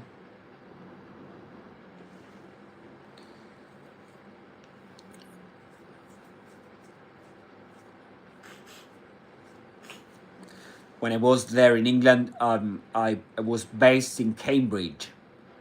Have you ever been to Cambridge, guys? And I usually went from Cambridge to London, of course, because I mean, it was a must.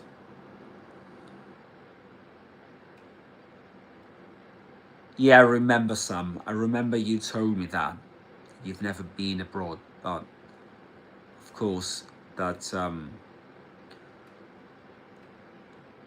I don't. Anyway, I don't think that you really need to go to London to know that it's beautiful. You don't have to go there to know that. I mean, we all know. Father graduated from Cambridge, though. Really? Look at that. That's great.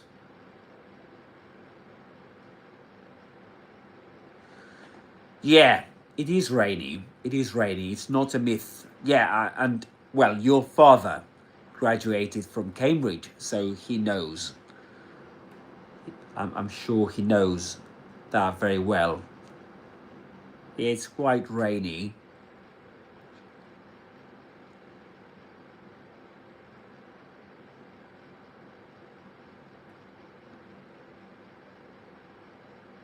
Yeah, it's quite, yeah. It tends to rain quite a lot. So, yeah. You need to, I think that you need to get used to it. But,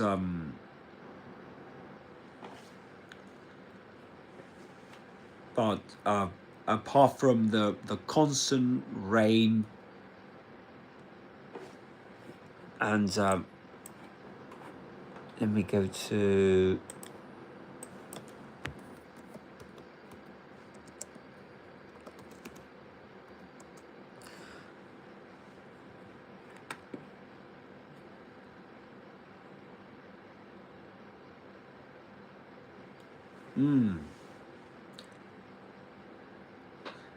That's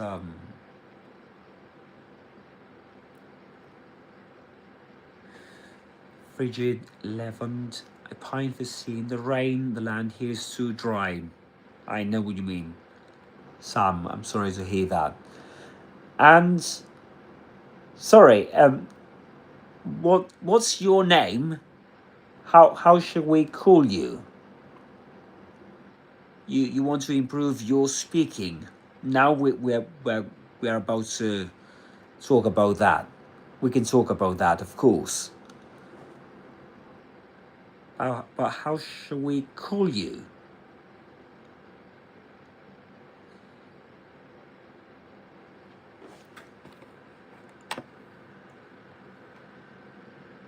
And apart from that, speaking, what's your, yeah, Sam.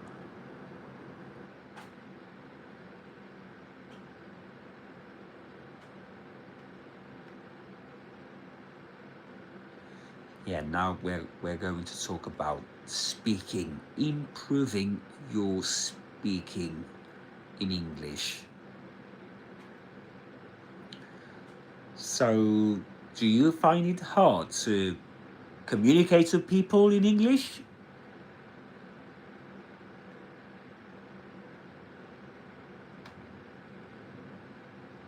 I mean, what do you find, what's the most difficult thing for you in terms of, you know, mastering speaking? Because I'm asking this because there are different aspects to Balausa. Is it Balausa? Am I pronouncing it right?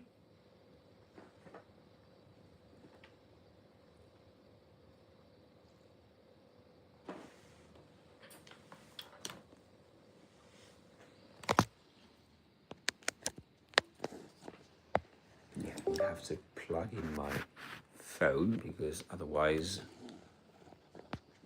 the battery will run down.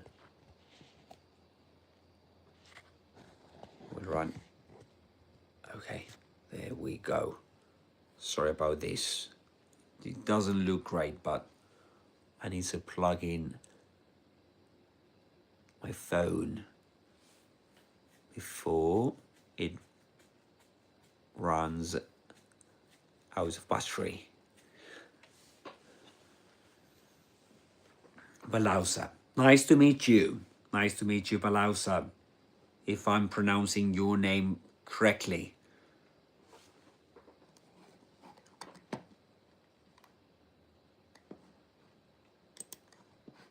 So tell us a bit more about your problems with pronunciation. I mean, with speaking, do you have problems with pronunciation of certain sounds? Or do you have problems with coming up with, I don't know, vocabulary, expressions?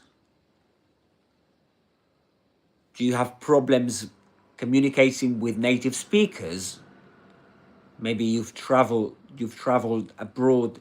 Maybe you've been to England or another English speaking country and you found it hard to communicate with native speakers.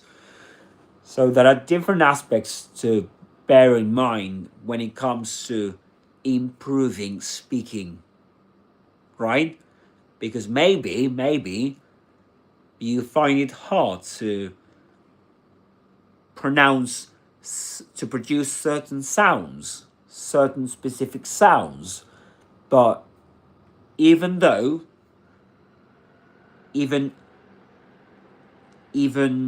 despite that, you manage to communicate with native speakers or people in general.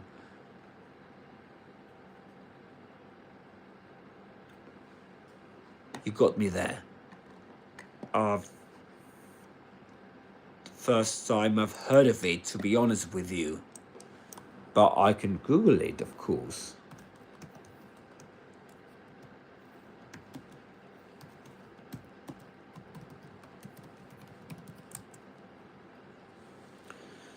So FC Kairat, is it pronounced Kairat? Football Club Kairat is a professional football club based in, okay, which plays in the Kazakhstan Premier League, the highest level. Look at that.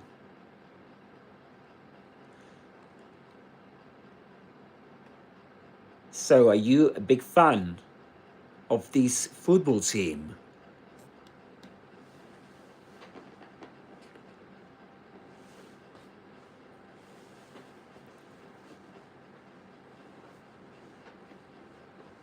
I'm really cold. It's a bit cold here in Buenos Aires at the moment. You know, guys, it is a bit cold. What's it like over there? In Jordan, in India, and in Kazakhstan? Is it cold? Is it hot?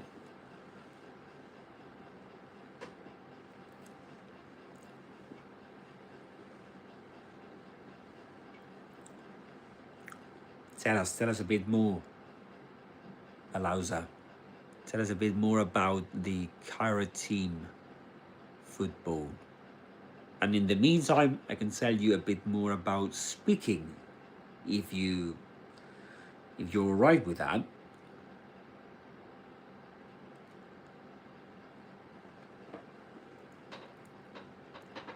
There was an expression, or if that's all right with you, you know that expression, guys, if that's all right. You say something, for example, I'm gonna keep talking about improving speaking in English, if that's all right, or if that's all right with you. Communicate with people, and I am confusing the word. So you tend to confuse words, and you find it hard to communicate with people. Okay. And do you know what level of English you've got? Malauza? Do you know? Have you ever taken a test to know what level of English you've got?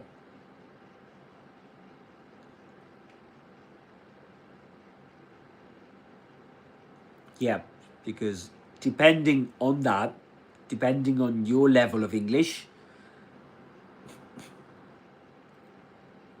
we can think of ways you can improve your English. But of course, there are general tips I can offer you to improve your English, to improve your speaking skills.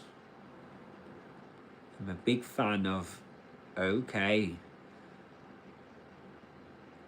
I've just heard of this footballer, but look at that.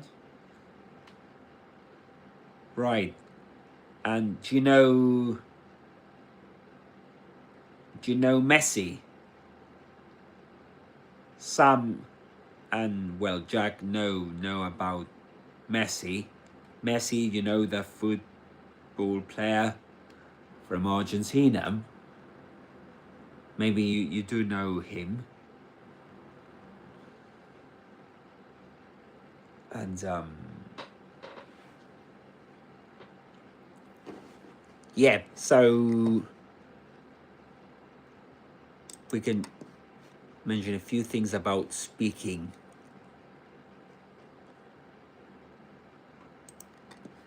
I can give you some tips to improve your English speaking skill. I'm the only cricket fan here. Oh, look at that. Jack. Look at that, Jack. You're a cricket. Look at that. Let me...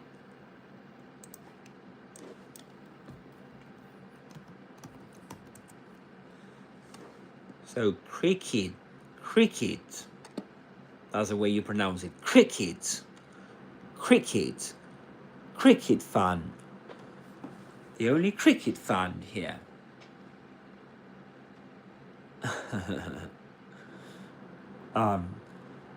I think that you might be the only one, Jack, even though I'd love to. The thing is that I've never played cricket before, but I'd love to play.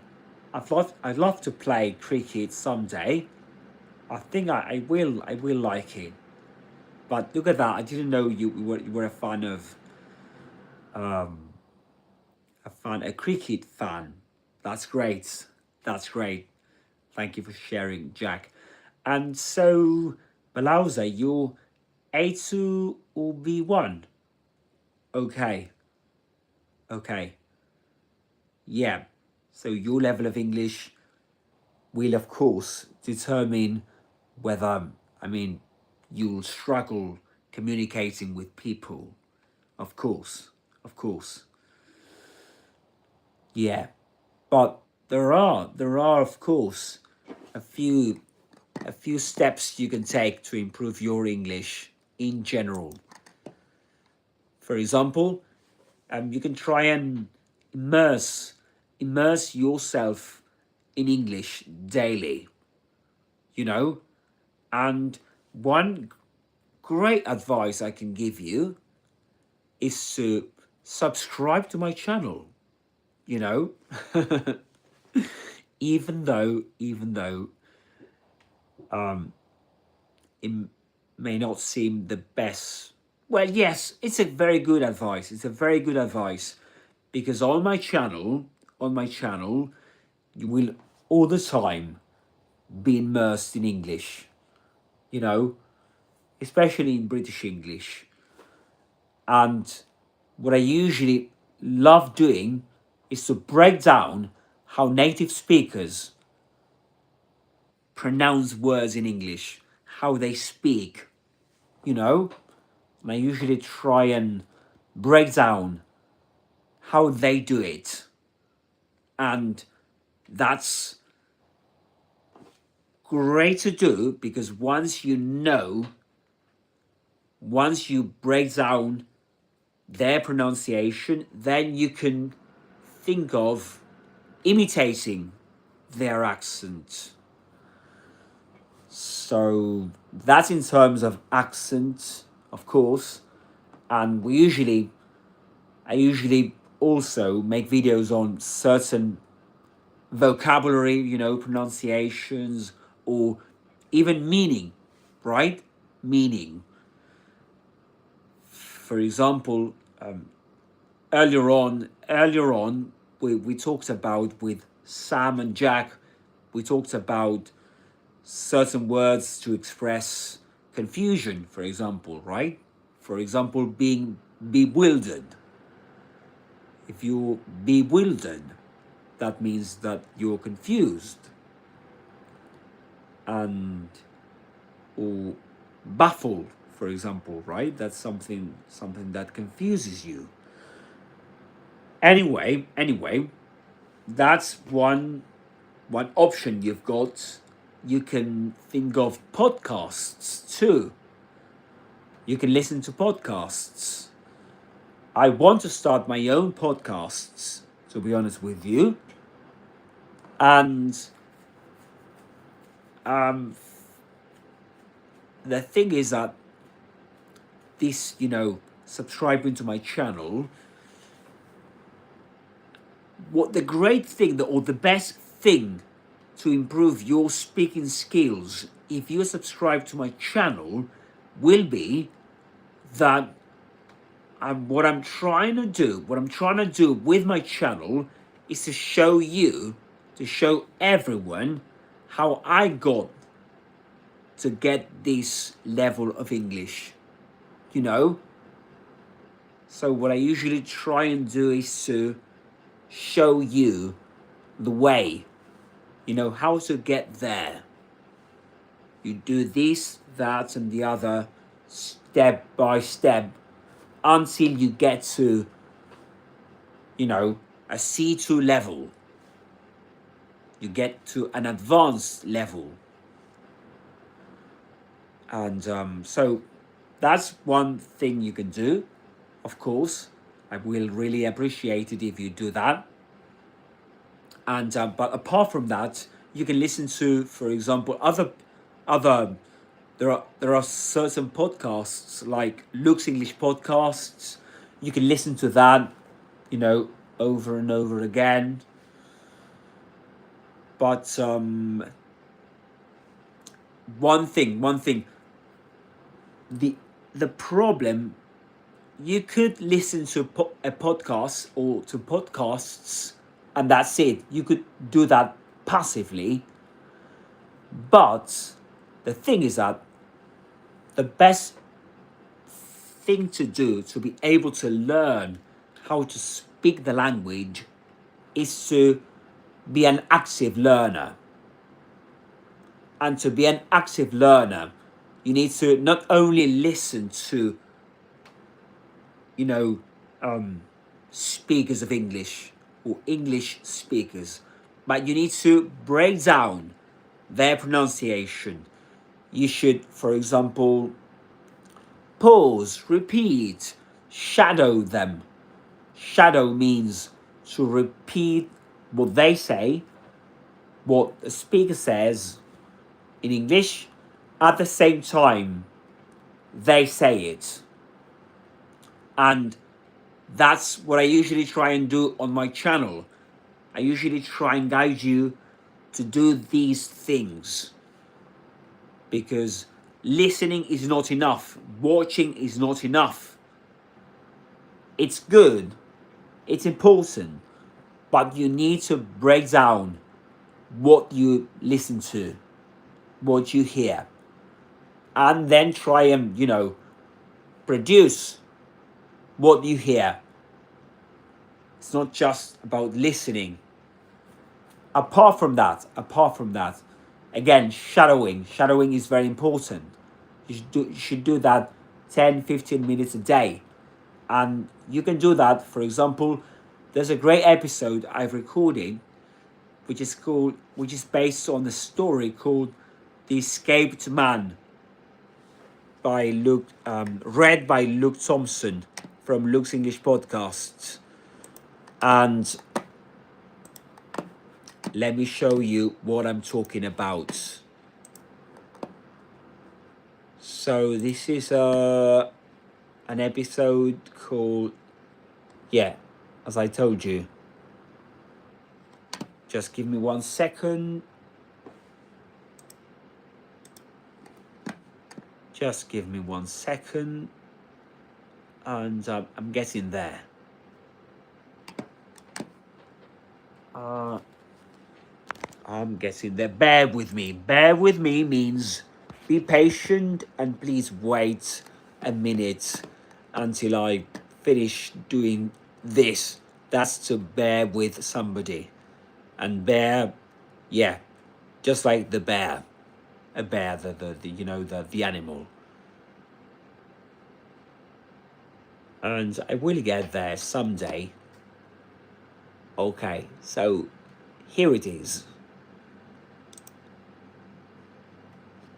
Here it is. So let me show it to you.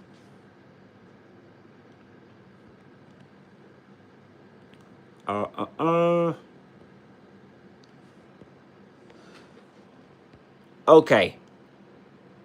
So that's the episode I was talking to you about. You know, that's called Learn English with a Short Story. And basically, it's called The Escaped Man. Learn English with a Short Story. Pronunciation. GB from Great Britain, part 1. So in that episode, I break down, you know, we dive deep into the pronunciation of British English using the three-line short story The Escaped Man by City Platt, as read by Luke Thompson. And yeah, so the thing is that what's great about this episode, what I like the most about this episode, is that we analyze the first lines of the story, we break down stress, intonation, and other features, and we repeat after him, first at 65% speed, and then at 75% speed, so that you can get used to shadowing, you know? And of course, getting to C1 is your dream, certainly. So let me do the following.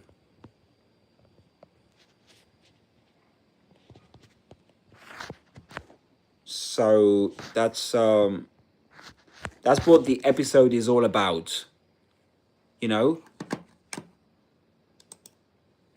So it lasts for an hour, you know? And the good thing is that the structure it gives you, right? To shadow at a certain speed. First, breaking down his pronunciation, then repeating after him, after that, shadowing at 65%, and then at 75%. And of course, I've got other videos like this. One on shadowing the narrator of a video game, Harry Potter and the Philosopher's Stone, you know, for PC. That's another great video you can listen to, and you know, break down. You can listen to how I break down the pronunciation of this narrator, and he's got a great accent. You know, these guys have great accents, which is something I find very motivating. You'll find very motivating, right? So this is the, let me do the following. Just give me 1 second, just bear with me. This is the other episode I was talking to you about. This is Speak English Like a Wizard, Harry Potter and the Philosopher's Stone. So this is Speak English Like a Wizard, Harry Potter Shadowing, part 1. And what we do here is to, you know, we shadow and analyze the very first line. Yeah, the very first lines actually from the Harry Potter and the Philosopher's Stone game, PC game. And yeah, and the line is this one. There was nothing about the starry sky that night to suggest that strange and mysterious things would soon be happening. So I break it down, I make you listen to the narrator, and here are the time sums, you know. This is what happens in the episode. You get all this is analyzed, right? And I give you some tips to improve your connected speech, which is that thing you need to get more fluent in English. And just give me 1 second.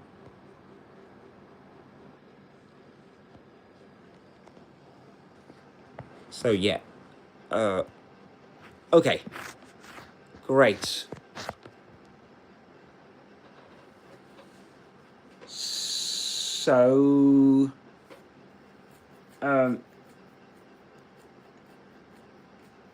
we repeat a number of times, you know. We repeat a number of times during the live stream. Yes. But of course, the more you can repeat, the better. The more you can repeat, the better. So that's one step, repeating. But first, you know, knowing what to say, knowing what to repeat. And after that, after repeating, comes shadowing, which means to say something, to say what the other person says at the same time, right?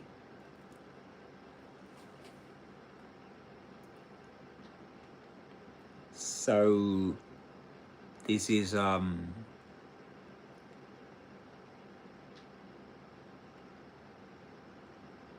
really okay. That's great. That's great. It's great that I mean, to learn something new.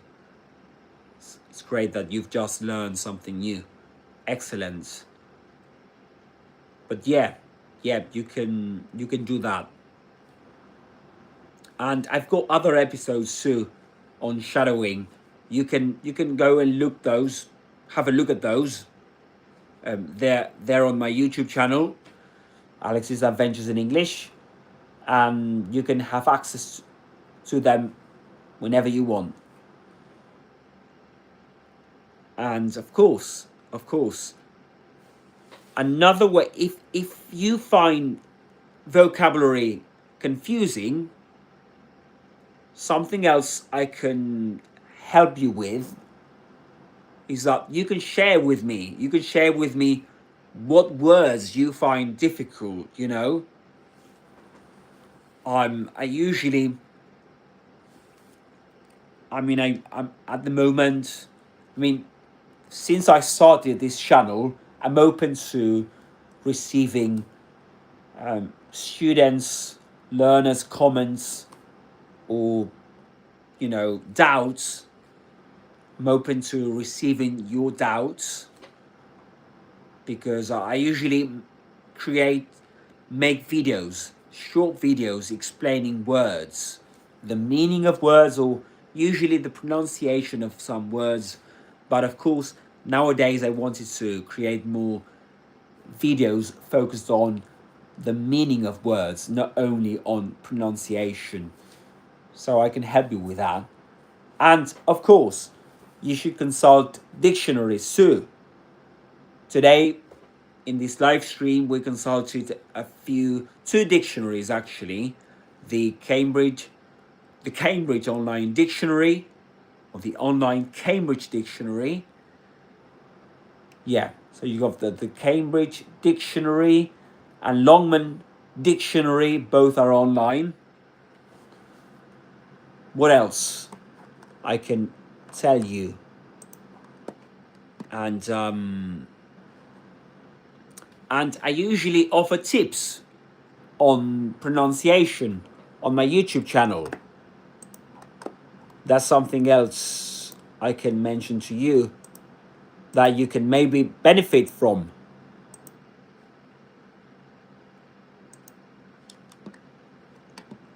Right? There are some short videos I usually make on YouTube. So for example, you go here, I'm going to show you one of the most popular, if I may say so. Yeah. So this is for example, let me show that to you.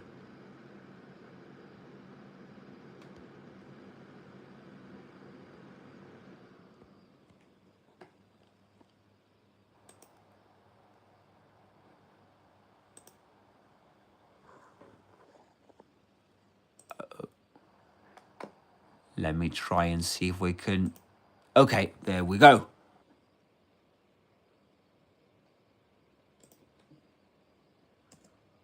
Most people pronounce this word wrong. Do you? What you learn from Luke Thompson. Hierarchy. 3 parts which rhyme with higher, ra, key. Follow for more tips. Most people pronounce this word wrong. Okay, so that's one video. That, and I usually like, you know, offering you tips to, for example, in this case, the word hierarchy, which is a word very difficult to pronounce. Sorry about that. Most people pronounce.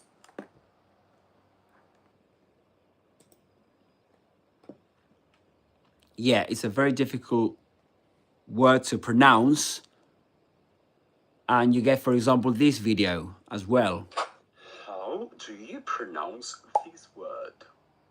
Let's watch Luke Thompson pronounce it. Q, Q, Q, Q, Q, Q, Q, Q, Q.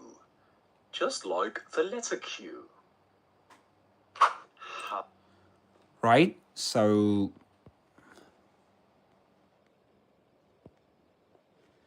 just give me 1 second. I'm gonna... Okay, there we go.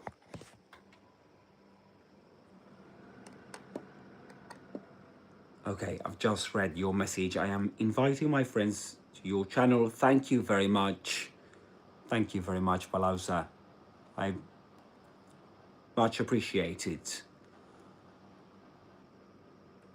Yeah. This will help you build strong vocabulary. Learning English and use vocabulary, but I forgot a lot of words. All right. Yeah, of course, you can share that with me, and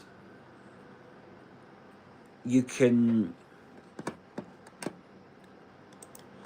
And by the way, you can go to my... I've got a website, you know. You can go to my website too, where I offer more resources. So that's Alex's Adventures in English. Sorry, www.alexadventuresinenglish.com. I'm gonna show you exactly what I'm talking about. Just bear with me. Okay, let me show that to you. That's okay, so you can go to my website too, you know. That's the name of the, you know, that's www. Actually, you can write this straight, this alexadventuresinenglish.com, and that's it. You get to the website and you get, you know, well, this is discover Alex's teaching journey, how I got this is Cambridge, right, where I used to live. And you get, you know, shadowing and sessions. Well, this is a service I offer, you know, private lessons. This is on tricky words, right? And you can learn English with games too. That's something else I'm doing. You're welcome. But this is something else I've been doing on my channel too. I can show you what this is all about. You can learn English with games, like, you know, for example, that Harry Potter, Hogwarts Mystery, right? And you can sign up to, you can go to my WhatsApp channel too. I've got a WhatsApp channel that's free. You can go there. And you got, this is something interesting. You can send me emails here at alexadventuresinenglish@gmail.com. And you can ask me any questions you have, you know. So, yeah.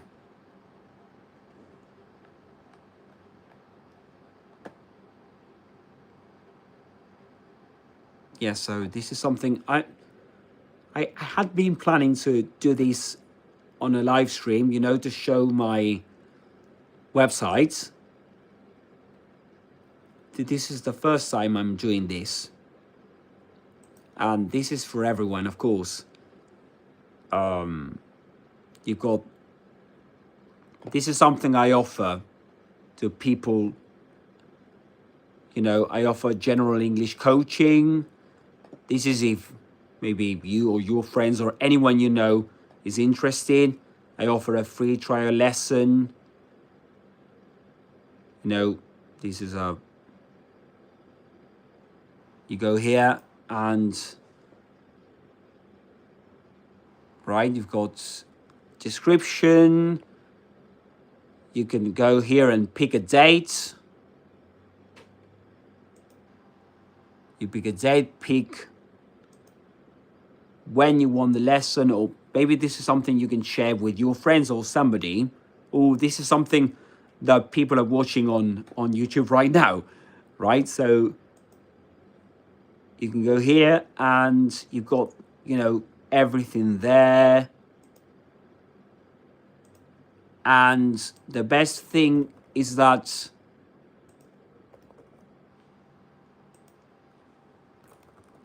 you get the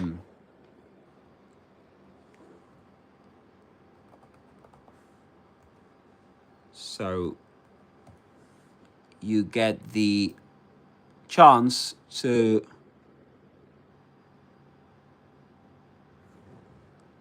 okay, so this is the booking has been completed. The thing is that here you don't have to pay anything because it's a free trial, right? You can select the calendar and finish. That's it.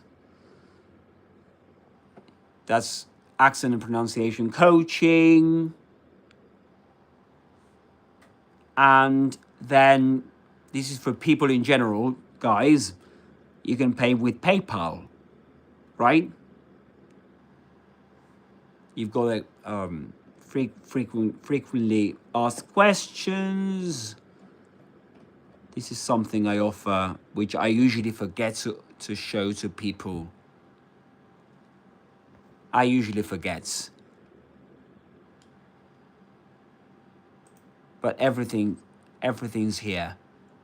And you can go to the shadowing section, sorry. Oh, sorry.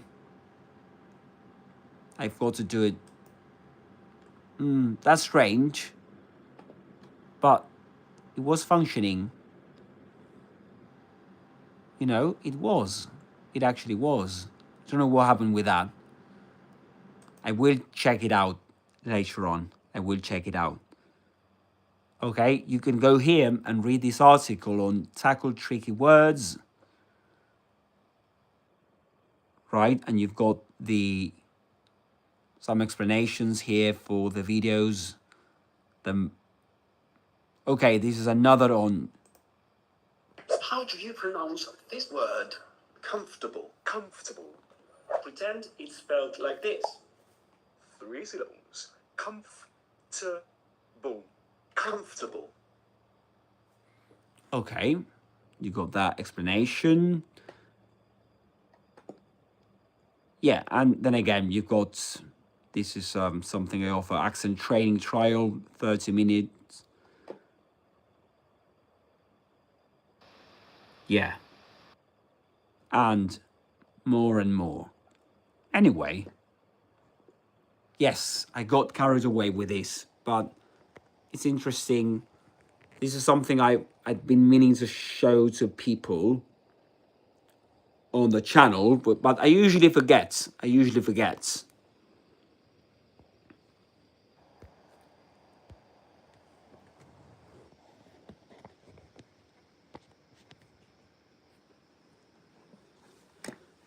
Yeah, sorry. Balauza, are you there? So that's something for you to know. Okay? And what else? What else I can tell you about? Okay, something else you can do is to think in English. Try and think in English.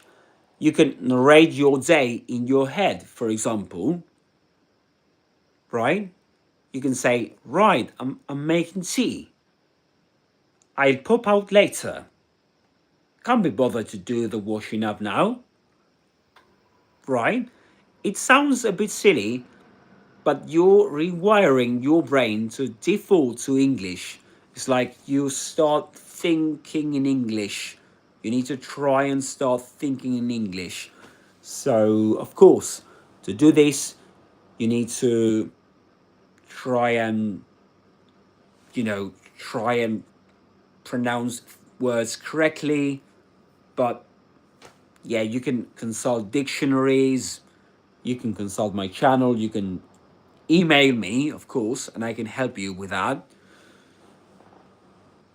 And what else? What else? Something else I've been planning is to start running a podcast here on YouTube. And I want to have guests, so that we can speak in English on YouTube. That'll be great, wouldn't it? So you can be my guest, for example. And that'll be great. What else? Another advice is use real conversations. You can chat with people online. You can, for example, there's something I want to create. There's something I want to create so that people can practice English. There is a Telegram, I think that's called Telegram, so that a Telegram group, so that people join it and can practice English there. And I can help you practice English being there, That's something else I want to do. But stay in the loop, and I will let you know when I'm going to start running that group so that people can go there and practice. Because maybe with all my with my followers, I can, lead them there so that you can practice English together. And I can help you. Of course, I can help you. It'll be great for me to do that. So I was telling you, real conversations, that'd be great. Of course, language exchanges, you can do that. You can, if you've got the possibility of attending a language exchange meeting, that'd be great. Or maybe something online. Okay, grammar, passive voice, gerund. Right. You mean identifying gerunds in English?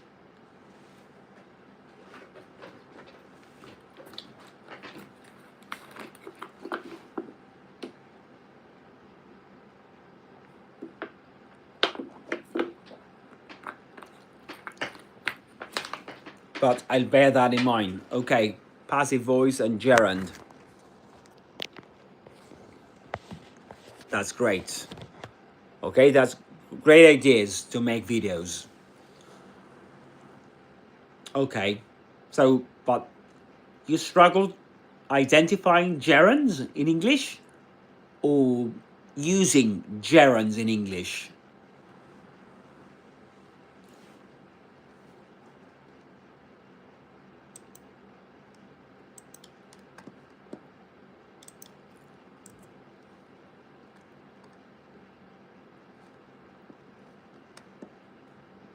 But of course, I can help you with that. I think, I'm not sure if right now, but I will make videos on passive voice and gerunds,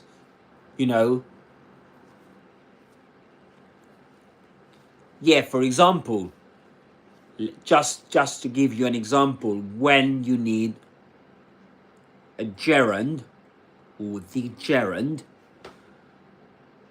in the phrase to look forward to, when you say I'm looking forward to, then right after that you need a gerund. You need a verb plus ing, because look forward to, in that phrase, to is a preposition, and after prepositions in English comes or come gerunds, or comes a gerund. Do you know what I mean?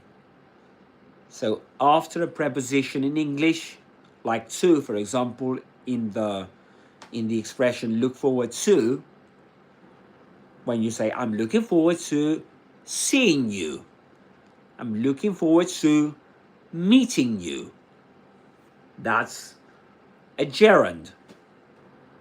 The meeting you, seeing you there, that's a gerund. And also in expressions like I'm used to learning English in this way. I'm used to learning English in this way. To be used to doing something, right? Which means that you're accustomed to do something.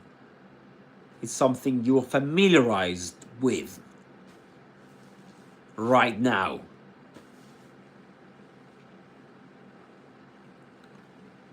So that's that. You can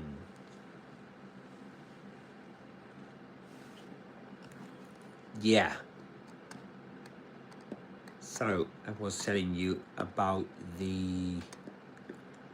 something that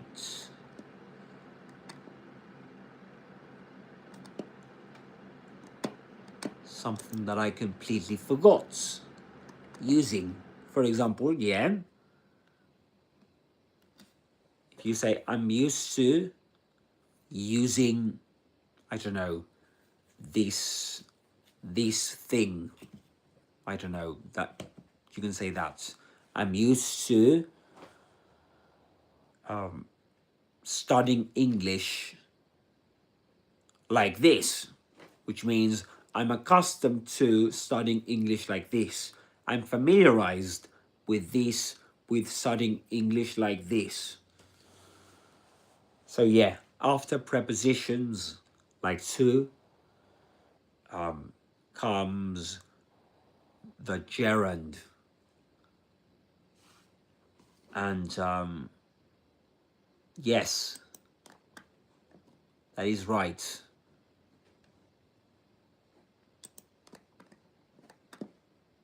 Yeah. Excellent. So these are key topics in grammar. And yeah, of course, improving your English grammar will help you in becoming fluent. Look at that. Will help you in becoming fluent. You say you help someone, right? Will help you in becoming fluent. In is a preposition, becoming is a gerund.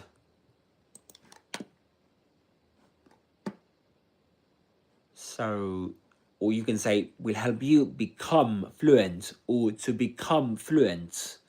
You can say that. And yes, I know formula, but how I can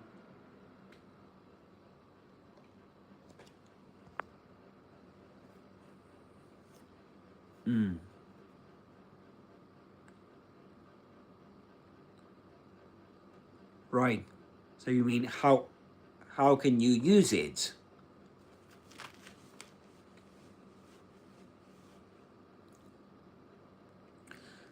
So how can you use gerunds? That's what you meant, right? How you can use gerunds. So you wonder how you can use gerunds in English, right? That's all right, no problem.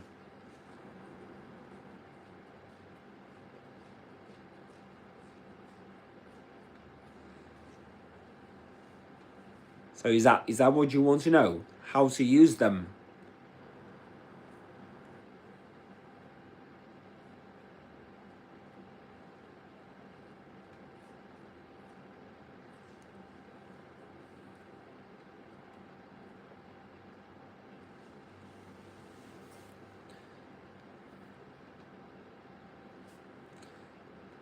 Yeah, so the thing is that if you want to know how to use gerunds, is that the question? You want to know how to use gerunds in English, right?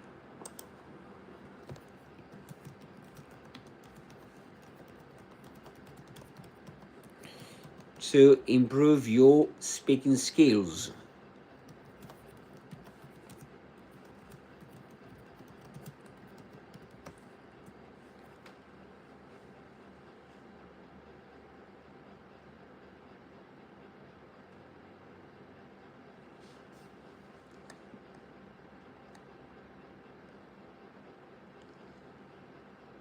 So you can, for example, you can say, you can talk about activities using gerunds, right? You can say, for example, swimming is fun. Swimming, that one is a gerund. So the great thing about gerunds is that they derive from verbs, right? And when you add the when you add ing to them, like in swimming is fun, swimming is an activity. So swim plus ing becomes an activity. Swimming is fun. Or I enjoy teaching English. Remember that after enjoy comes a verb in the ing form, comes a gerund. So you enjoy doing something. I enjoy teaching English. Teaching English is an activity here. I enjoy this activity.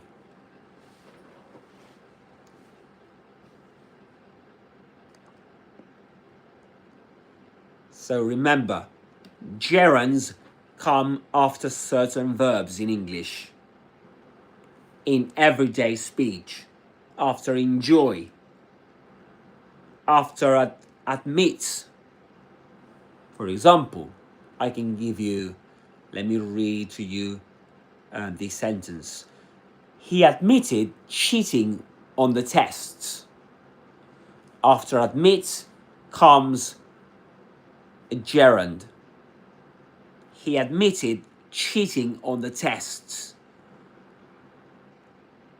I admitted being wrong, for example.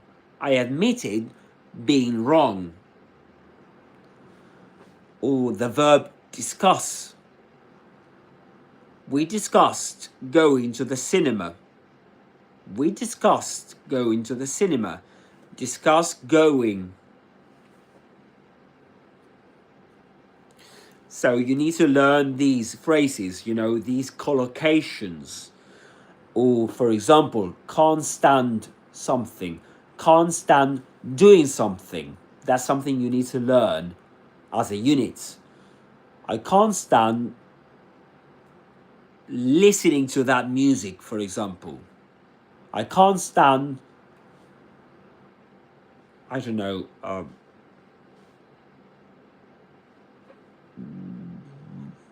I can't stand looking at that.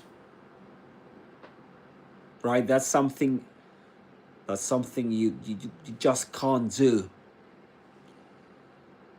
After stand, after the expression can't stand comes a gerund. Then remember that gerunds can be the subject of a sentence. Cooking helps me relax. Again, cooking is an activity, remember that.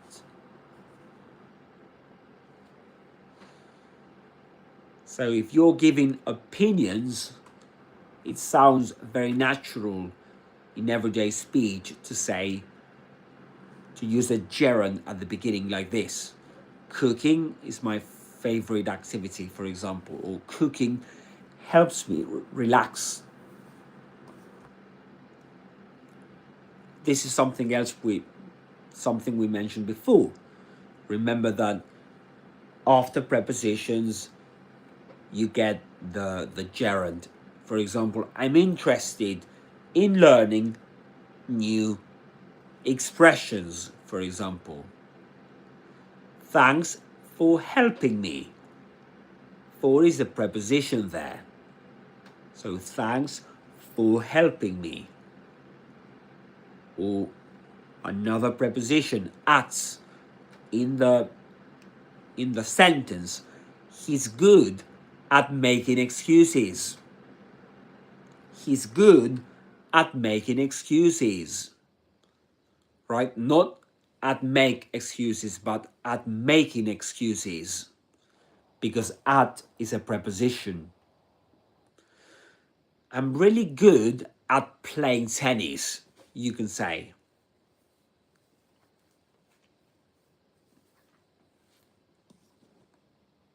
Yeah, but just remember, preposition plus gerund. Then we can think about everyday expressions like, for example, it's no good complaining. It's no good complaining. Okay? Fancy going for a pint. Fancy going for a pint. You can say, fancy going for a pint. So fancy doing something. After fancy, the verb comes in the ing, and it's a gerund. And so how will this improve your speaking? For example, you'll stop hesitating because you know the right structure.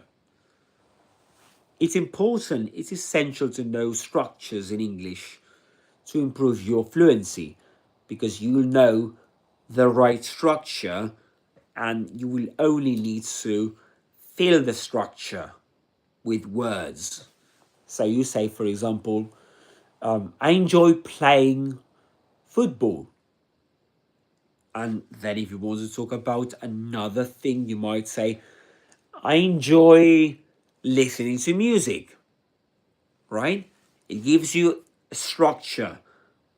Then you just need to complete the slots in the structure, and that will give you fluency.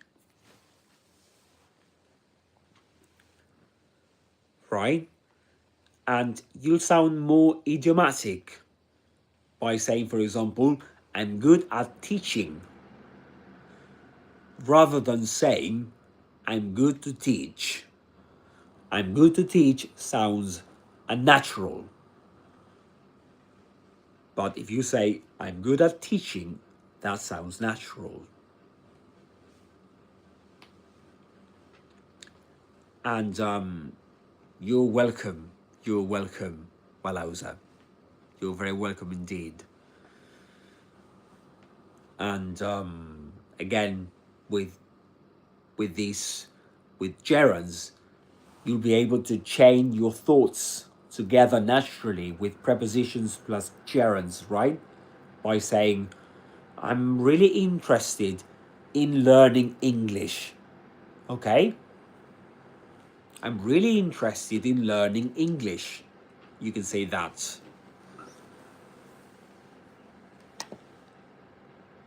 And just to give you a fluency workout with gerunds, you can try this 5-minute daily drill. This is something you can do every day for 5 minutes. You can pick 5 verbs, right? that are followed by gerunds, like for example, enjoy, avoid, suggest, finish, practice. And let me give you a tip to know if a verb is followed by ing, by a gerund. You can go to the dictionary and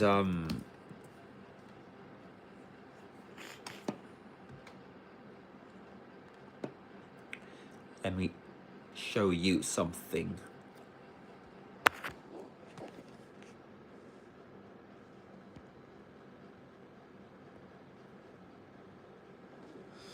If you go to the dictionary, this is the Cambridge Online Dictionary. You get that this is the entry for avoid, right?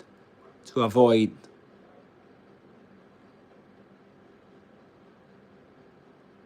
So you can talk about avoid someone or something, but look at this. This is the entry we need. And it says plus ing verb. I try to avoid going shopping on Saturdays. And you can see that the going there is in bold lettering, because that's the way you use avoid. Okay? And the same applies to enjoy.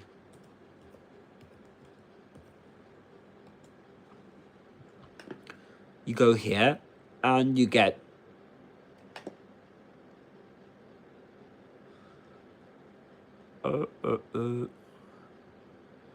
enjoy.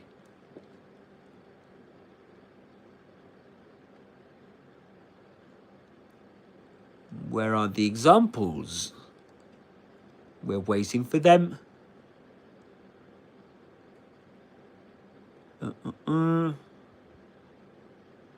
I don't know why there are no examples with enjoy plus verb. Well, there should be around here. Okay, so enjoy doesn't offer us help in that sense, does it? Okay, yeah, here it is. I'm sorry. I'm really sorry.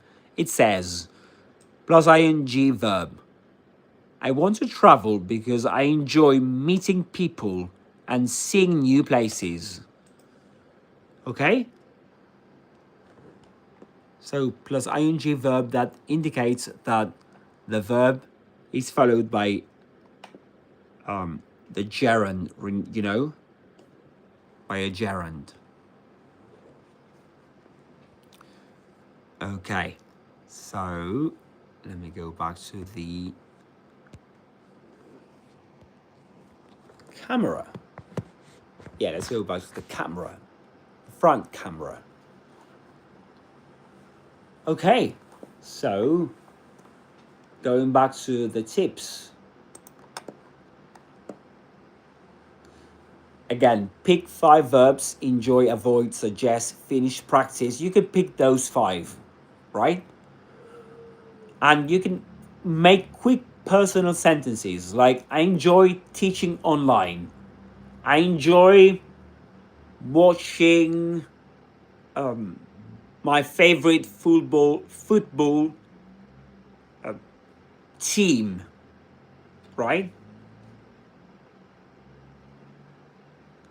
After that, do the same with prepositions, like for example, interested in, good at, worried about. And create sentences like, I'm interested in improving my British accent. I'm good at making YouTube shorts, for example. And after that, try and say them out loud. Right? You can start maybe not that fast, but then you can try and say it faster. Like you're chatting to a mate, like you're chatting to somebody. Okay? So that's a way, one tip I can offer you.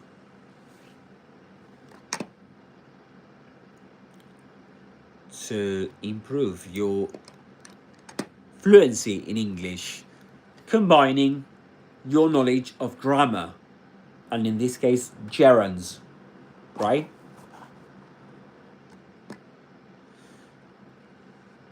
What else? Something very interesting is that you should focus on phrases rather than just words. I'm not sure if that's clear enough, but you need to learn chunks. Like, for example, at the end of the day, or I'm not being funny, but, or fair enough, right? Phrases glue your speech together so you don't sound robotic. Learn phrases. You need to learn phrases, right? Big chunks. Now I'm gonna share a phrase with you, a very, very useful phrase with you that that's very commonly found in British English.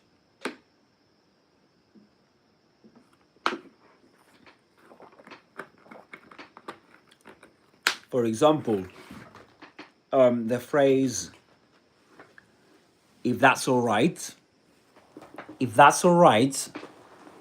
that's very commonly found at the end of an idea, at the end of a sentence in British English. For example, I was watching an interview of Daniel Radcliffe and J.K. Rowling, you know, from Harry Potter. And she says to him, you'll need to, I don't know, do this for me from now on, as a joke. And right at the end, she says, if that's all right, if that's all right. So these phrases introduced by if that's all right, or if that's okay, if you don't mind, right? So these expressions, fixed expressions, in that case, if that's all right, that expresses that, first off, it expresses politeness, which means respect, right, for the other person. Because if you say, I'm going to, I don't know, I'm going to play music, if that's all right with you, or if that's all right. If you only say, I'm going to play music right now, it sounds a bit too direct, a bit imposing, it sounds a bit imposing on the other person. But if you say, I'm going to play music now, if that's all right, if that's all right, or if you don't mind, if that's okay with you. So saying that creates this, gives the other person the opportunity to say, okay, I'm not sure, maybe you shouldn't play music right now, but if that's all right, it's like checking, checking if the other person wants the same thing you want. Okay? So that's all right, if that's all right. And at the same time, this gives you learn the phrase altogether.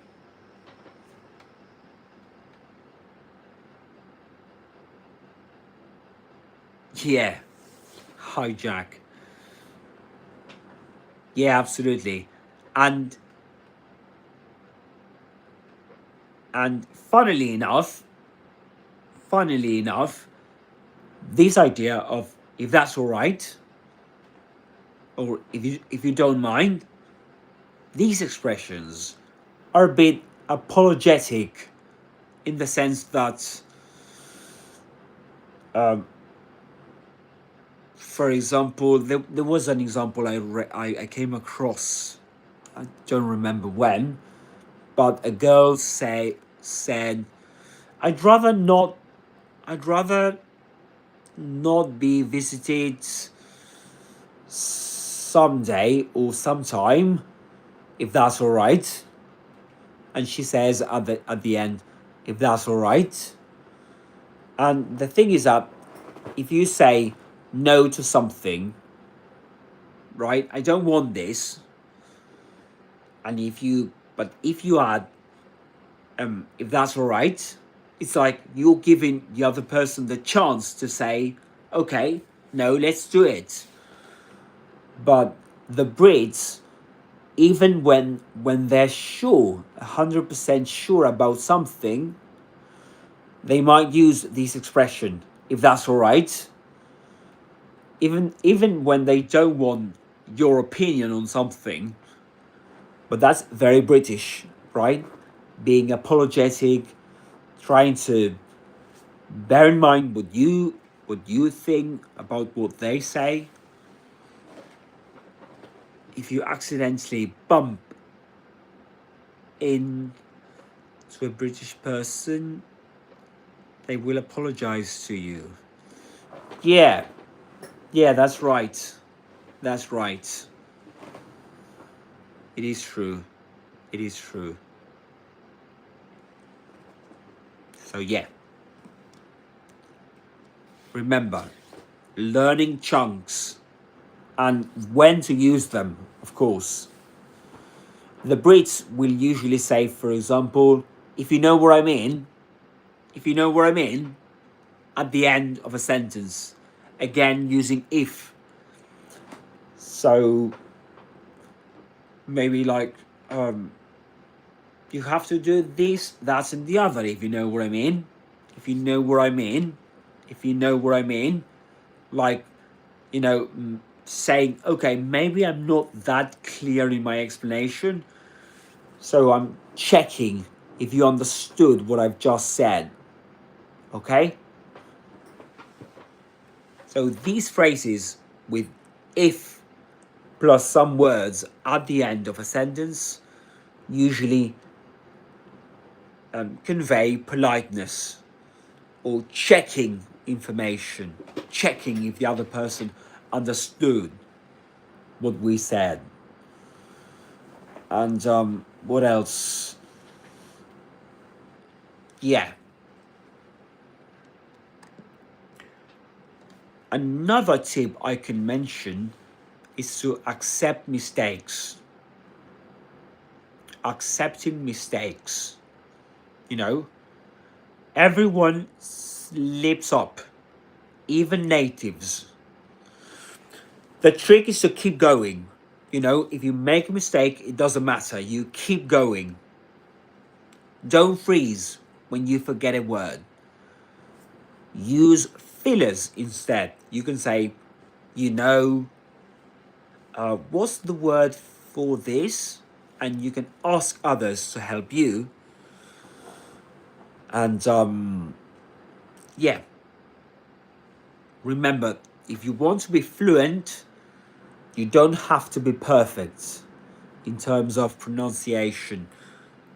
You can be fluent, but you don't necessarily will become will sound like a native speaker, for example. Right? And another great tip I can give you is to set specific speaking goals. Right? This is in terms of organization. And to give you an example, you can say, this week, I'll be able to tell, again, this week, I'll be able to tell a 1-minute story about my weekend without pausing, for example. So you can try and do that to improve your, pronunciation Fluency.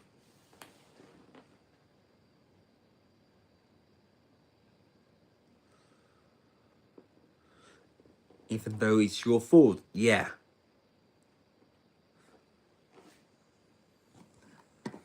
So in that case,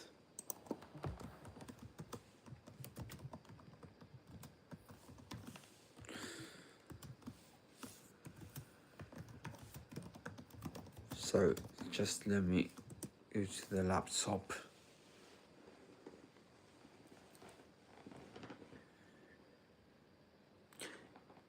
Yeah.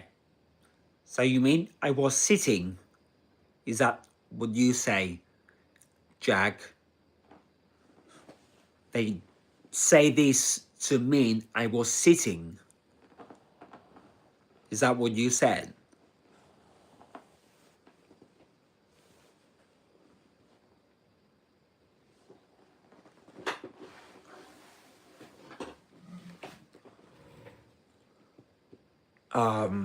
Guys, I need to go to the toilet.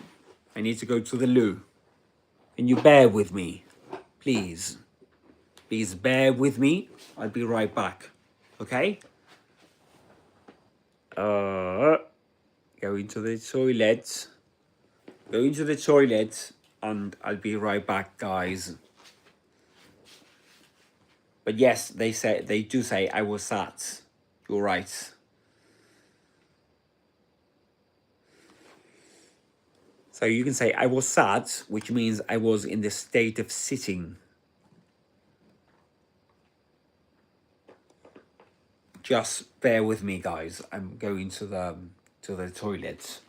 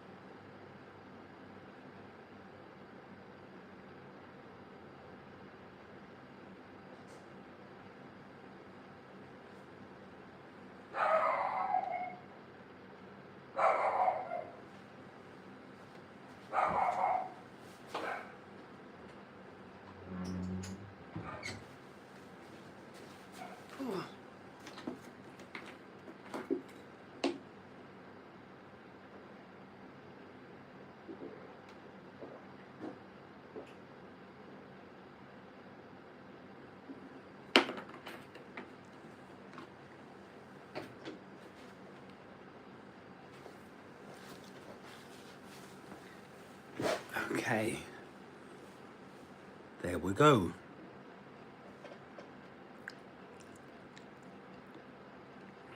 Is there anybody there? Is there anybody there? I guess you... Yeah, I guess you're busy, guys. But thank you very much for being there, guys. I really appreciate it. If you get to this live stream later on, I will have to... Yeah, I guess I will have to leave now because it's getting a bit too late. It is already too late. And I'm knackered. That's a great word for you. Knackered. Knackered. That means that I'm really exhausted. But I'm really happy, guys, because I was able to chat with you. The three of you. Yes, I was able to chat with you and we had a great time together. The chin wag was absolutely great.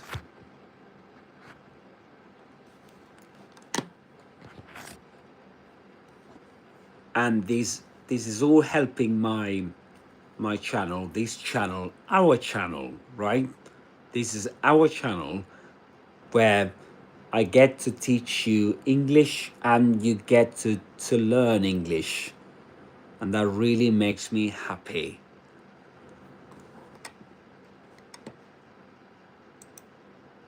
Okay, so before I go, I'm gonna check the chat. Yes, excellent. Perfect. Okay. Just there we go.